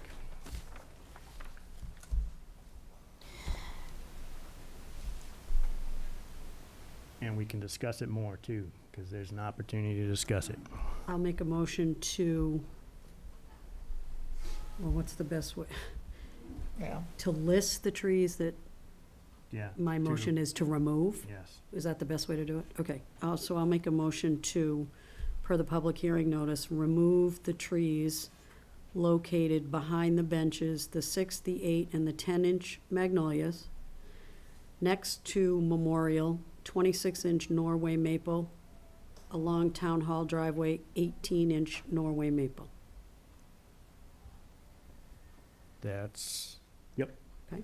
Will there be a hearing on that as well, future hearing? What's that? There won't be a future hearing on that. There will not, this is the night we're making this decision. I'm gonna have discussion on this motion right afterwards, after we get a second. Second. All right. Now, any discussion among the board? Is it possible to do it, and I agree with the removal of all 5 trees, is it possible to do it in stages where, or at least after the summer, to remove the 2 large Norway maples so that we enjoy the benefit during the summer months? Construction will not happen until the following. Okay. Thank you. Further discussion from the board? So in your groupings, you suggested that there was variation on the Norway maple, but we're grouping it with we're immediately grouping it with the magnolias. I just read it off the way it's listed on the public hearing. If you want to amend it, you Right. may. Or discuss it. We'll start by discussing it. Well, I don't think there's disagreement on magnolias. I'm just trying to make sure that I picked up from your language that there was the potential difference on the issue of the Norway maples. Yeah, you're not sure about them. I'm not sure about, I have mixed feelings about the Norway maples, but I think that I'm relying on. So why don't we vote on the magnolias? What? Why don't we vote on the magnolias and discuss the maples? Can we split the vote out that way, Greg? Yes. Yes, okay. All right. So I'll amend my, You'll amend your. I'll amend my motion. To just include the magnolias? yes, All right. First vote. for the first vote, right. Yeah. Do you have that, Sonia? Yeah. Okay. And I second that. All right. Any discussion on the board? All right. All in favor? Aye. Aye. Any opposed? Okay, that's the magnolias. Yep. Now, let's do this the regular way. Take a motion regarding the 2 Norway maples. Or do you want those to be dealt with individually? Or you just vote to, if we're all in agreement, you just vote to support the maintaining of the linden and the elm. What's that? I'm just trying to figure out how we move quickly. We do not need to discuss the linden and the elm because we only need to discuss the trees we're actually gonna remove. Okay. We've already expressed an opinion to Okay. All right, not move those by default unless we specifically say That's fine. on status. Okay. So could I refer back to you, Toby, for a minute? So now in conversation just strictly about the 26-inch Norway maple and the 19-inch Norway maple. 26 inches next to the memorial, 18 inches listed along Town Hall driveway. Can you talk to us for a minute about the implications of where the plan is now if those trees were to stay? What would have to happen? The Norway maple that's closest to Central Street Yes, is physically where the path to the Okay. memorial is proposed. and that So- is one of the trees that the tree warden said, if I'm not mistaken from the notes I was scribbling last time, was not healthy. Right. That had the tree is heartwood just rot. not healthy. Yes, okay. Now the next one. The other one is located between the retaining wall that is part of the memorial, that has the slabs, Yeah. memorial stones affixed to it, Okay. and where the stairs will be built. And so that will be losing its roots on both sides, and my biggest concern is that it would be structurally unstable because of the construction that's happening on both sides. Which is what the tree warden indicated Mhm. the first part of the hearing as well. Thank you for the clarification. Okay. And so just to clarify also that the Veterans Memorial, this is something separate. This is already going, this is something that it's all been voted, done and dusted. This is going to happen. So if we don't take that tree down, and it does become unstable and it's in poor condition anyway, that could be a risk. Yeah, we would find out about it because the Yeah. condition of the tree would decline and then we'd have to take it down later. Right. So- And then we don't benefit from getting a tree put in now. Right. So I think I'd go back a little bit to the first portion of the hearing, 2 weeks ago, whenever it was we met. Not only did we have this tree hearing, these tree hearings, we also had another tree Mhm. hearing where we did vote to remove trees that were not healthy. And I think that's important to kind of, Mhm. we're not just cutting trees down. When we make these decisions, we're making it based on Right. the opinions of the tree warden. And we voted to. When they're not healthy trees. I Right. mean, we voted a week ago, 2 weeks ago, to take down 3 unhealthy trees. And we voted to I just need keep to- and maintain one One, that yes. was a heritage tree, right? Yes. And that just needed maintenance. Right. So I just felt like we Yeah. not, kind of needed to remind ourselves of that. Yes, yeah. All right. I just need to clarify something that I said. Sure. Which is that my concern with the Norway, where I described the roots being disturbed, Yeah. isn't that it will decline, although it would, it's that it will physically fall over Yes. in the next heavy storm. So Right. that's the Right. immediate risk I'm going over. Oh, that is different. That's why I was saying it would be a danger with the, Right. yeah. Can I ask you a question?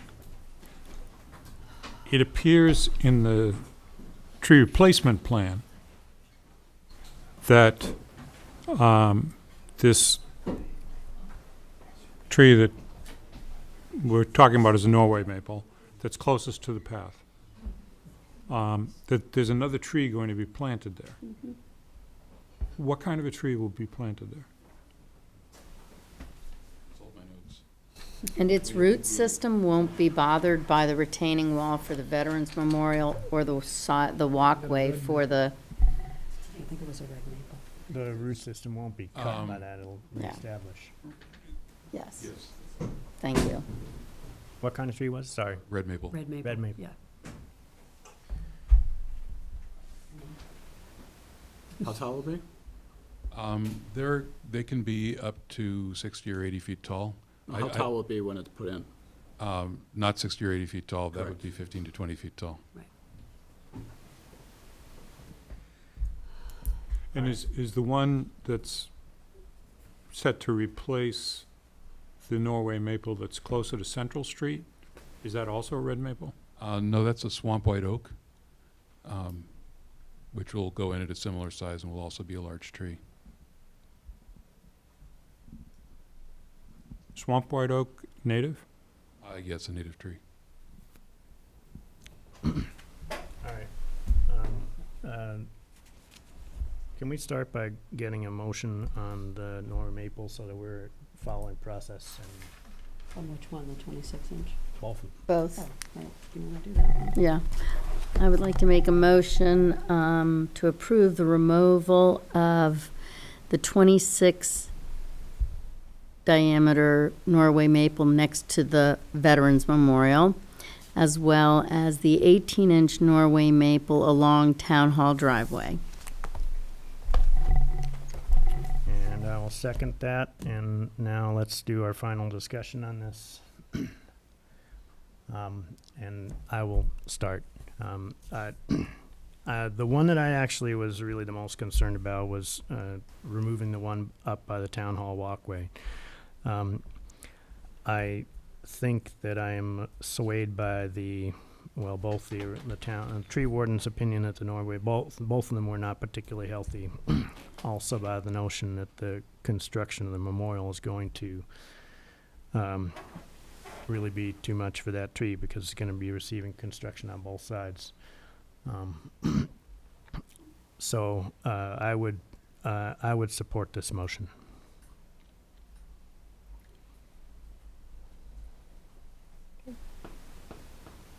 Any further discussion?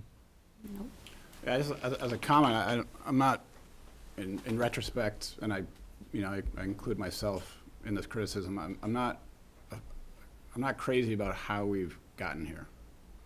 Because I feel like these decisions are kind of layered independently. And back to one of my earlier comments, like, I don't feel like we consider this space in its cohesive whole. The Veterans Memorial, the design, the layout, these kind of have residual consequences, like the elimination of trees, which was not really a part of the early consideration of some of these projects. They're all good projects. I'm not criticizing the merits of the projects. It's just what ends up happening is these converge Right. in a common public space, and there are consequences that we didn't foresee. And I think that's what's going to stick in a lot of people's mind. So I think if there's a criticism, is that we're not seeing these things in 3 dimensions. We're seeing them in 2 dimensions as independent projects. And I'm concerned about this public space as a result, because there are cumulative changes that are happening, even if we didn't necessarily intend them. Now, the decay of the trees is the decay of the trees. That's a fact of nature, but it still leaves the fact that if these trees were healthy, for example, that we would have actually an even bigger problem of deliberation. And so it gets back to the process of how we got here, which I think is flawed. I won't argue with you on that point. So I'll vote to support because the trees sound like they're going to come down anyways, but I'm not voting with any enthusiasm because I think we kind of failed here.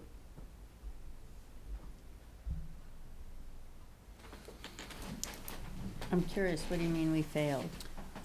I don't think we look at things holistically. I think we look at them as piece parts, and then when they all come together, we and again, this is things you learn in hindsight. So you can't be too harsh in your criticism, but this is an important public space.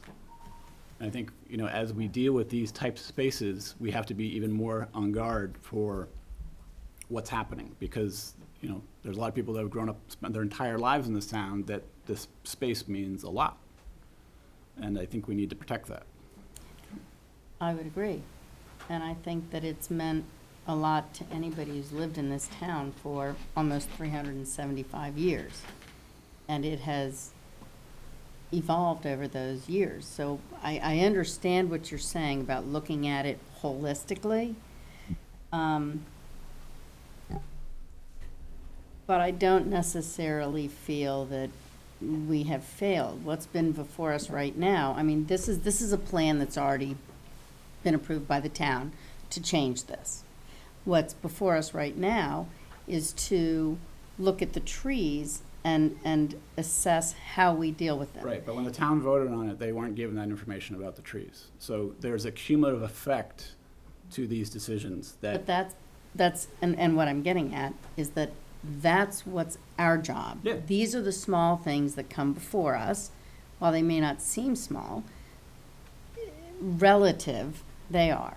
So we say, this is healthy, this certainly merits trying to save 3 almost dead magnolias. What I'm getting at is, I don't feel we've failed here. I feel we have done the job that we've been asked to do. We've listened to public comment, and we're still trying to do what is best for the town. My point of failure is in seeing a sensitive space like this holistically. Is where the failure is. I don't think we've failed in the process of listening to each project. But I think in this particular kind of public space, we need to look at it three-dimensionally. It's a little late to I don't say think we that, looked though. at it when we were looking, even in the process a few months ago when we were talking about the layout and the design, it was one of the discussions that was made. We asked for a rendering. I don't believe it ever came of looking at it in profile. So these are the types of things that we need to look at it three-dimensionally. Then at that time, we should have gone back and said, Yeah. this is, but I'm just saying that to say right now that we failed, I think is. Technically, we did, Becky. Because I remember disagree. actually asking for this. But then we should have pursued that. I think we tried. But to say, I don't. But anyways, we can get rid of the trees because they're going to fall down. But It I is think there's a lesson learned here, Becky. I'm I not thi- trying to preserve this space statically because you're right. This space has evolved, but we have to manage that evolution, and I don't Yeah. think we necessarily have in this case. Okay.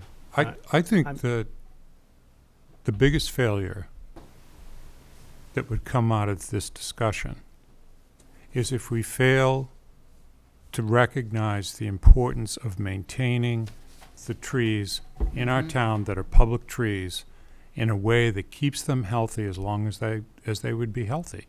And Art, I couldn't agree with you more. If these two trees, these two maples were healthy trees, I think that there would be very strong arguments about, wait a minute, we need to revisit the design of this memorial because the memorial is causing this disruption. But the fact of the matter is that the trees aren't healthy. Yeah, I don't. And that's Tom's opinion. No debate on that. There's no debate on the trees. But the failure that would come out of this discussion, I can't go back and say we failed for such a long period of time as you're describing the last 2 years of the discussions around this proposal. And I'm not just saying that because I wasn't part of the board at that time. I'm saying that because I sat in these meetings as well. But my concern is the failure of this discussion would be if we do not maintain and set aside funds to maintain the tree infrastructure of our town. And I can't emphasize that enough. Yeah. That includes taking care of the elm tree in front of First Parish Church, which is really in need of pruning, but so are the other trees that are in that area. And maintaining the trees is going to be a town responsibility. Contractor, you might be able to get them to do 2 or 3 years on their trees, but that 2 or 3 years has to be followed by the town taking over responsibility if, in fact, we could get such a contract from a contractor. All right, so it's getting time for us to vote on this. So I'm going to ask for all in favor of removing the 2 Norway maples. Aye? Aye. Aye. Any opposed? Okay. That concludes item 4 on the agenda. Sonia, do you have everything you need? I hope I do. Okay. We can go through and You can- recheck yeah. the names. Yeah, yeah. So you, right now, you've got the 5 trees. The magnolias and then the 2 Norway maples. Yes. Correct. Yep. Removal. Yes. And Yep. to make, and Maintain the linden and the elm. Mm-hmm. And you're doing that by default. I know that wasn't a motion. Yep. But just because you didn't bring it up. Yep. Right. Mr. Wolf, thank you for coming Thank you this very evening. much for your expertise and you. your guidance and your patience. Thank you all for your care to this. Mm. It's very busy. Thank you. Thank you, Toby. Thank you, Mrs. Brown. Yes. Thank you, Sue. All right. So we just have to finish up town administrator's report. In the handbook? Yep, Oh, and and we'll jump handbook. back up to that quick. Yep. Yeah, do the handbook first. Greg, you want to take the handbook item? Sure, yeah. So the handbook is in draft form, covering the basics of committee and board duties, trying to provide the overview. I think some more information about goal setting annually for Yes. boards Mhm. Yep. and making the tie to the master plan. Yep. I think would be a helpful addition. Yep. And we've talked about convening boards on at least on an annual basis to share information and that sort of thing. So that's another piece. I was gonna say, that wasn't in there. That's not a loop in there, right? The other thing I wondered is, some paragraph about use of social media or how, Yeah. I don't know. I feel like that's kind of an open can, but one that we need to figure out. Do we have a town policy about social media? Well, it's been banned. Uh, There's been many conversations. We do and- have a new one in the lots of- proposed personnel handbook that you'll see at your next meeting. Right. Yeah. So I just wonder if We could there's. incorporate that. I don't know. I just Yeah, think we it's, could. yeah, it's probably should be part of the next step in conversation with You this. could, I- you could literally take that same section out of the personnel handbook and put it And- in the boards and committee handbook. It'd be great to see that. Yeah, I mean, like you say, we're gonna see that in the next handbook Yeah. that's coming, and then maybe we'd have a better idea if it was something we wanted to include. That said, town council may have options for us, maybe. Yeah. Well, because So- we've kind of had some of those conversations about how tempted though you may be to hop on and answer somebody's question, it begins to become part and parcel of the open meeting. Right. So I don't, when I got to the got to the open meeting last section, I thought, is this where we Yeah. put something? I don't know, it was just a note I scribbled. Well, it used to be, I don't know if it's still the same, but it used to be that these devices were not allowed under open meeting law. And this is probably 8 years ago, and that's 9 now? somewhat evolved, So, because you see yeah. a lot of boards now aren't even using paper, they're all on. That's what I do. Mine's Right, all they're on, right, so, right. but. I think I just mean more in general of posting information and how it Mhm. needs to be managed so that it doesn't violate any open meeting law, or, like I say, the quick I think that's a great hop point. onto social media because you're really tempted to answer somebody's question, but Yeah. then, Yep. then if the conversation keeps continuing on that social media tool, Right. uh-oh. Right. So I don't know, we've had some, Yep. this conversation on the board level about it, I don't know where it fits. I So think I I just think it definitely scribbled a fits note. into this Right. handbook, this board handbook. Scribbled a note that we gotta figure out where to put We'll it. have that before you at your next meeting. You Okay. can see if that, you feel that that's addressing the issue, or if it needs to be a little tailored more for Okay. boards and committees. Okay, Was that, I'm sorry, I missed that. that's okay. I got it, so. Okay, Yeah. thank you. I would add something about I think a lot of people that are volunteering haven't necessarily been in public positions. Mhm. And there's a difference between expressing your personal point of view and bringing personal expertise and subject matter expertise, and the job of being in a public position and representing the interests of the town. And I noticed that it's a very technical document, which is great. It covers a tremendous amount, but there is, at the heart of it, this responsibility of what this person is doing in terms of serving the town. And that balance between expressing your personal point of view Thought there was with something- maintaining the interests of the public good. I think there was some, But a little bit more color. I didn't see anything in detail, but just, and I don't think it needs to be particularly exhaustive, because it's, there have been books written about this, and we don't have space for that. But I think just some acknowledgement of how you balance that, even just in general, broad terms, just have it represented as an acknowledgement. Would you see that happening in the preface? Maybe in the preface, somewhere. Even maybe at the end, just as a final reminder to say, you have this well, position. I don't know if I'm getting or misunderstanding what you're thinking, Arthur. It is important that you remember the best interests of the town, present or future, be considered. It is equally important to remember that you represent the entire town and not only one segment. Single approach solutions to problems may be the best option for your committee, but may not be in the best interest of the town in the broader sense. So I think. All plausible solutions need to be explored with many factors in mind. Your decision may have an impact on other programs or plans. So I might Is that where you're going? Yeah, I actually read it Okay. looking for something like that. So maybe just continuing another couple of sentences, which talks a little bit more about personal point of view Okay, versus. so Greg, that's in the preface, in the 4th paragraph, because that's what I wasn't sure. Yeah.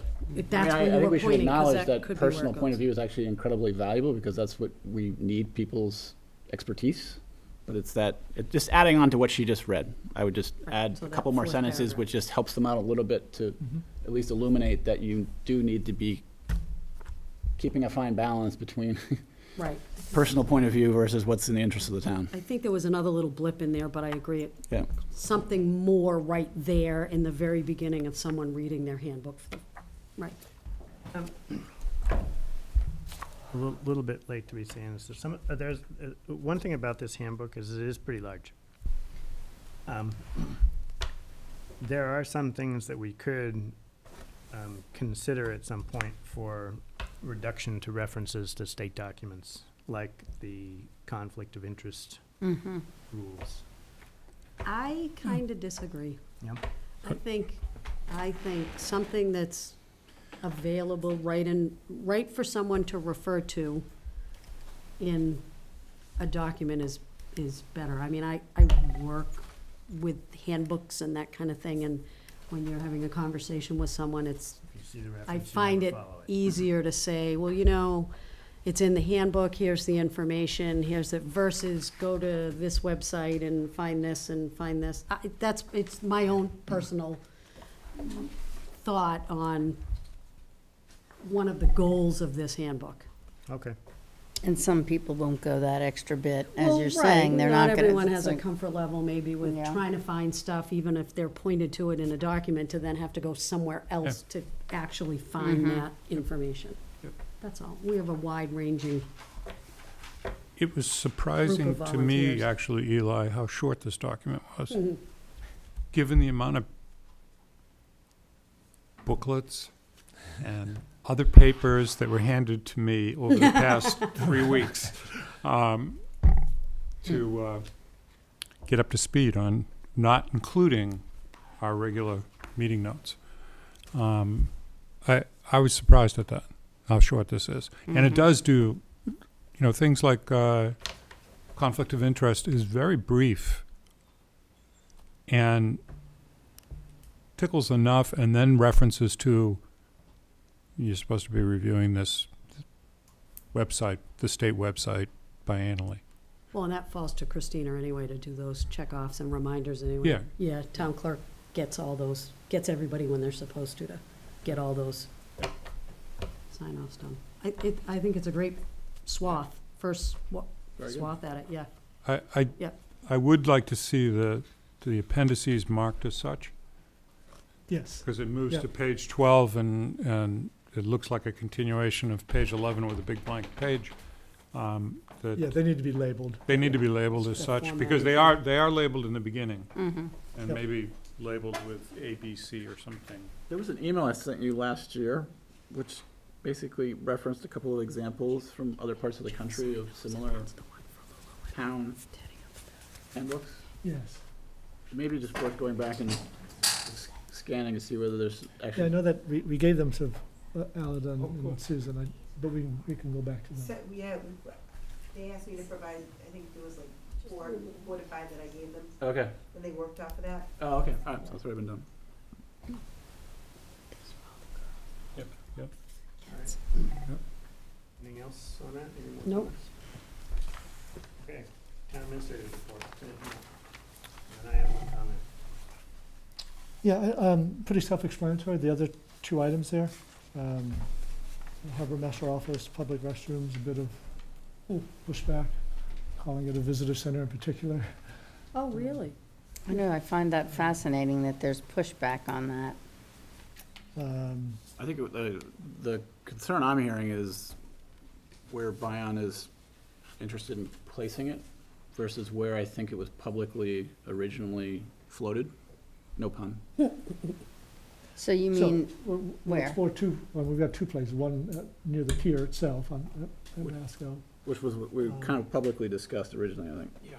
and versus Reed, next to the hedge there. Brian prefers that location because he feels it has quicker access to the boat and dock, but I personally favor the pier location. What I wondered is though, the pier location, would that implicate the commercial fishing businesses in any way? I think there's room for both. So, so I think, studies need to be done for both Yeah, locations. I think we pursue. Right. And see which one rises to the And top. Is there a One of third them does, option? it Is does. there actually a lease option of, even where Salad Master was? Like, there are actually spaces. Do we actually have to build something? could those have public restrooms?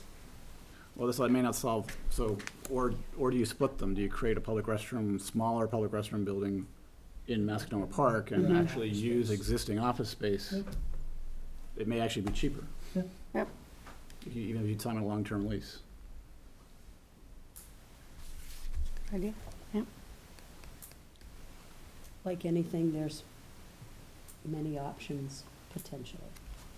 They just need to, they need to be And is vetted. concessions part of the idea, if it was Mascanoma or the pier, like, is there like, there's so many activities in Mascanoma, from concerts to youth games, like, have we ever thought of a concession? Create a concession stand.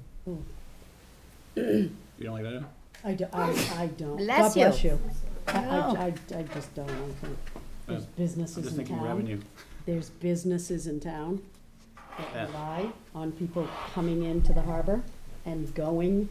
No, I'm to buy- I'm thinking of things that are happening at Mascanoma, like. Well, the concerts, concert goers very often arrive from the Yeah, various I'm not trying to take anything food away. establishments. No, I'm just saying, we can have concerns about the businesses and the viability and and keeping the customers for them. I completely agree with you, so I So love that- our local that would- businesses. that was my reaction. Yeah, I'm not sure that a dollar soda versus a 300-yard walk, I mean, there may be untapped revenue sitting in the park for people who decide not to make the march. Yeah, maybe. There's Well, a also lot of gonna be people also untapped bring mess their that own. follows. Sure. What's that? It'll also, that would also generate untapped mess. I'm not, yeah, Hey, it should be part of the conversation. There's no, all I'm options. not talking about a 7-Eleven, I'm talking about. All options should be on the table. Do we have, I know some towns have concessions that are run by boosters, Kind of what I meant. right? Yeah, Is that what you were thinking? That's Some Something like do it by that? business, some offer it to some nonprofits, Right, booster and clubs, that And sort when of Parks and thing. Rec have their concerts, what a lot of the supporters of the individual concerts do is then hand out, like the Rotary did hot dogs the other night, and This is one kinda other like group the has freebies. done something else, and so it's a lot of those concerts now, that's kind of becoming the thing that supporters of the concerts want to do to raise their profile at an Yep. event too. Kind of more where I was going. I wasn't talking about a retail. Well, quite honestly, that's what it sounded like, so that's kind of why I reacted the way I did. But I think a lot of that's already built In fact, into the whole Parks and Rec concert series. It's happening now more Bringing every up tables. Tuesday. Yeah, every Tuesday. park, Because at yeah. one point, we had a little Right, so conversation. you could build a stand. You that have a just houses stand with yeah. a lift-up Right. thing and. Yeah. 3 or 4 years ago, we had a conversation on the Boy board Scouts could level. run it, Remember, yeah. Eli, about even like the possibility of a farmer's market down there on a concert night? And it just never, there was a gentleman that would've came been in from nice. we Essex. do it in Peabody and Yeah. Rivers. So Yeah, that'd be I nice. think there's more that can happen I down think there, the those study, concerts. I think the study idea you suggested is good. Yeah. Yeah, I mean, and that's- Sorry. Parks and Rec might have some ideas. Anyway, So the last comment that I had on here was the SRO. So I Mhm. think it'd be appropriate to have Todd come in at your next meeting and have a more detailed discussion about that. And just general curiosity, what's the timeline for that type of implementation? A year from now because it's a budgetary item, or? no, they're saying this fall. Really? So there's a lot of issues that came up in my mind about that. The district said that they would pay this broad range between 40 and 60% of the cost, but are they paying 40 to 60% of all the benefits for that officer? So I think they said 45 to 65,000. So that's all, is that all part and parcel of Todd's? You're right, I'm sorry. It's But all, I mean, that actually, that's not, it's about the same that's- as that's not percent even- all in. That's not even 50%. Well, it's about 100,000 all in. so is this a conversation that just our interim police chief is bringing to us? Or is this No. a collaboration? Both of them. No, it's both No, chiefs. I understand that, but is Both it, chiefs and would- the school district. would be in attendance at that meeting? Oh. Or that's what I'm getting at, like, Well, I was thinking of just having Todd, but Yeah, we could, I don't know, it was new on the notes, so, it's up to you, what you would like.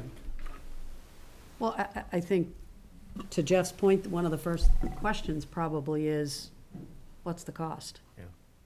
Mm-hmm. For everybody, right? Right. Because it's budget impact. Yeah. If it's something that, Wasn't it 40 to 50? I thought if it's something it that's, was in there. they're looking to move forward with So the now, total it's cost budget is, impact. including benefits, is right around 100,000. And what is the, What about the retirement benefit cost? Is that all paid by the employee, as the school district does, or? No, so that's part of that 100,000, so you got, Is that Essex County Board? right. is, So had the school, I don't know what the term is, baked in some of this money in their budget that was just passed, or? You don't know, that's, Well, no, the indication is that they would find it in their existing budget. That- We're still trying to figure out what they can do with the balance of my salary since I retired. So, a lot of these questions are questions that we would be asking on the 22nd, but I guess the relevant bits are, we've talked about whether or not somebody from the school district needs to be there. if it's something that they plan to implement in the fall or might implement in the fall, and we're gonna have all these immediate budget questions, which maybe Todd can or can't answer, and they do wanna do in the fall, then maybe we really should have somebody. Well, Greg and Todd would be answering the town's Not the budget. schools. The town, right, that's what I'm saying. Yeah. The town's budget questions, or where does it come from? But the school should probably be answering to where July 2 meetings. their in August, September. portion comes from, because quite frankly, I think those are questions that we as a board would get from people. We need to vet. But also, what, are there any statistics on the efficacy of the SRO? Yeah, I mean, I think that's all information Todd would Yeah, I come think with. that's, Yeah. all right, so somebody from the school district It's on the school should be here. And I'll Good tell idea. Maury, because Maury will, has FinCom heard about this one yet? No. Okay.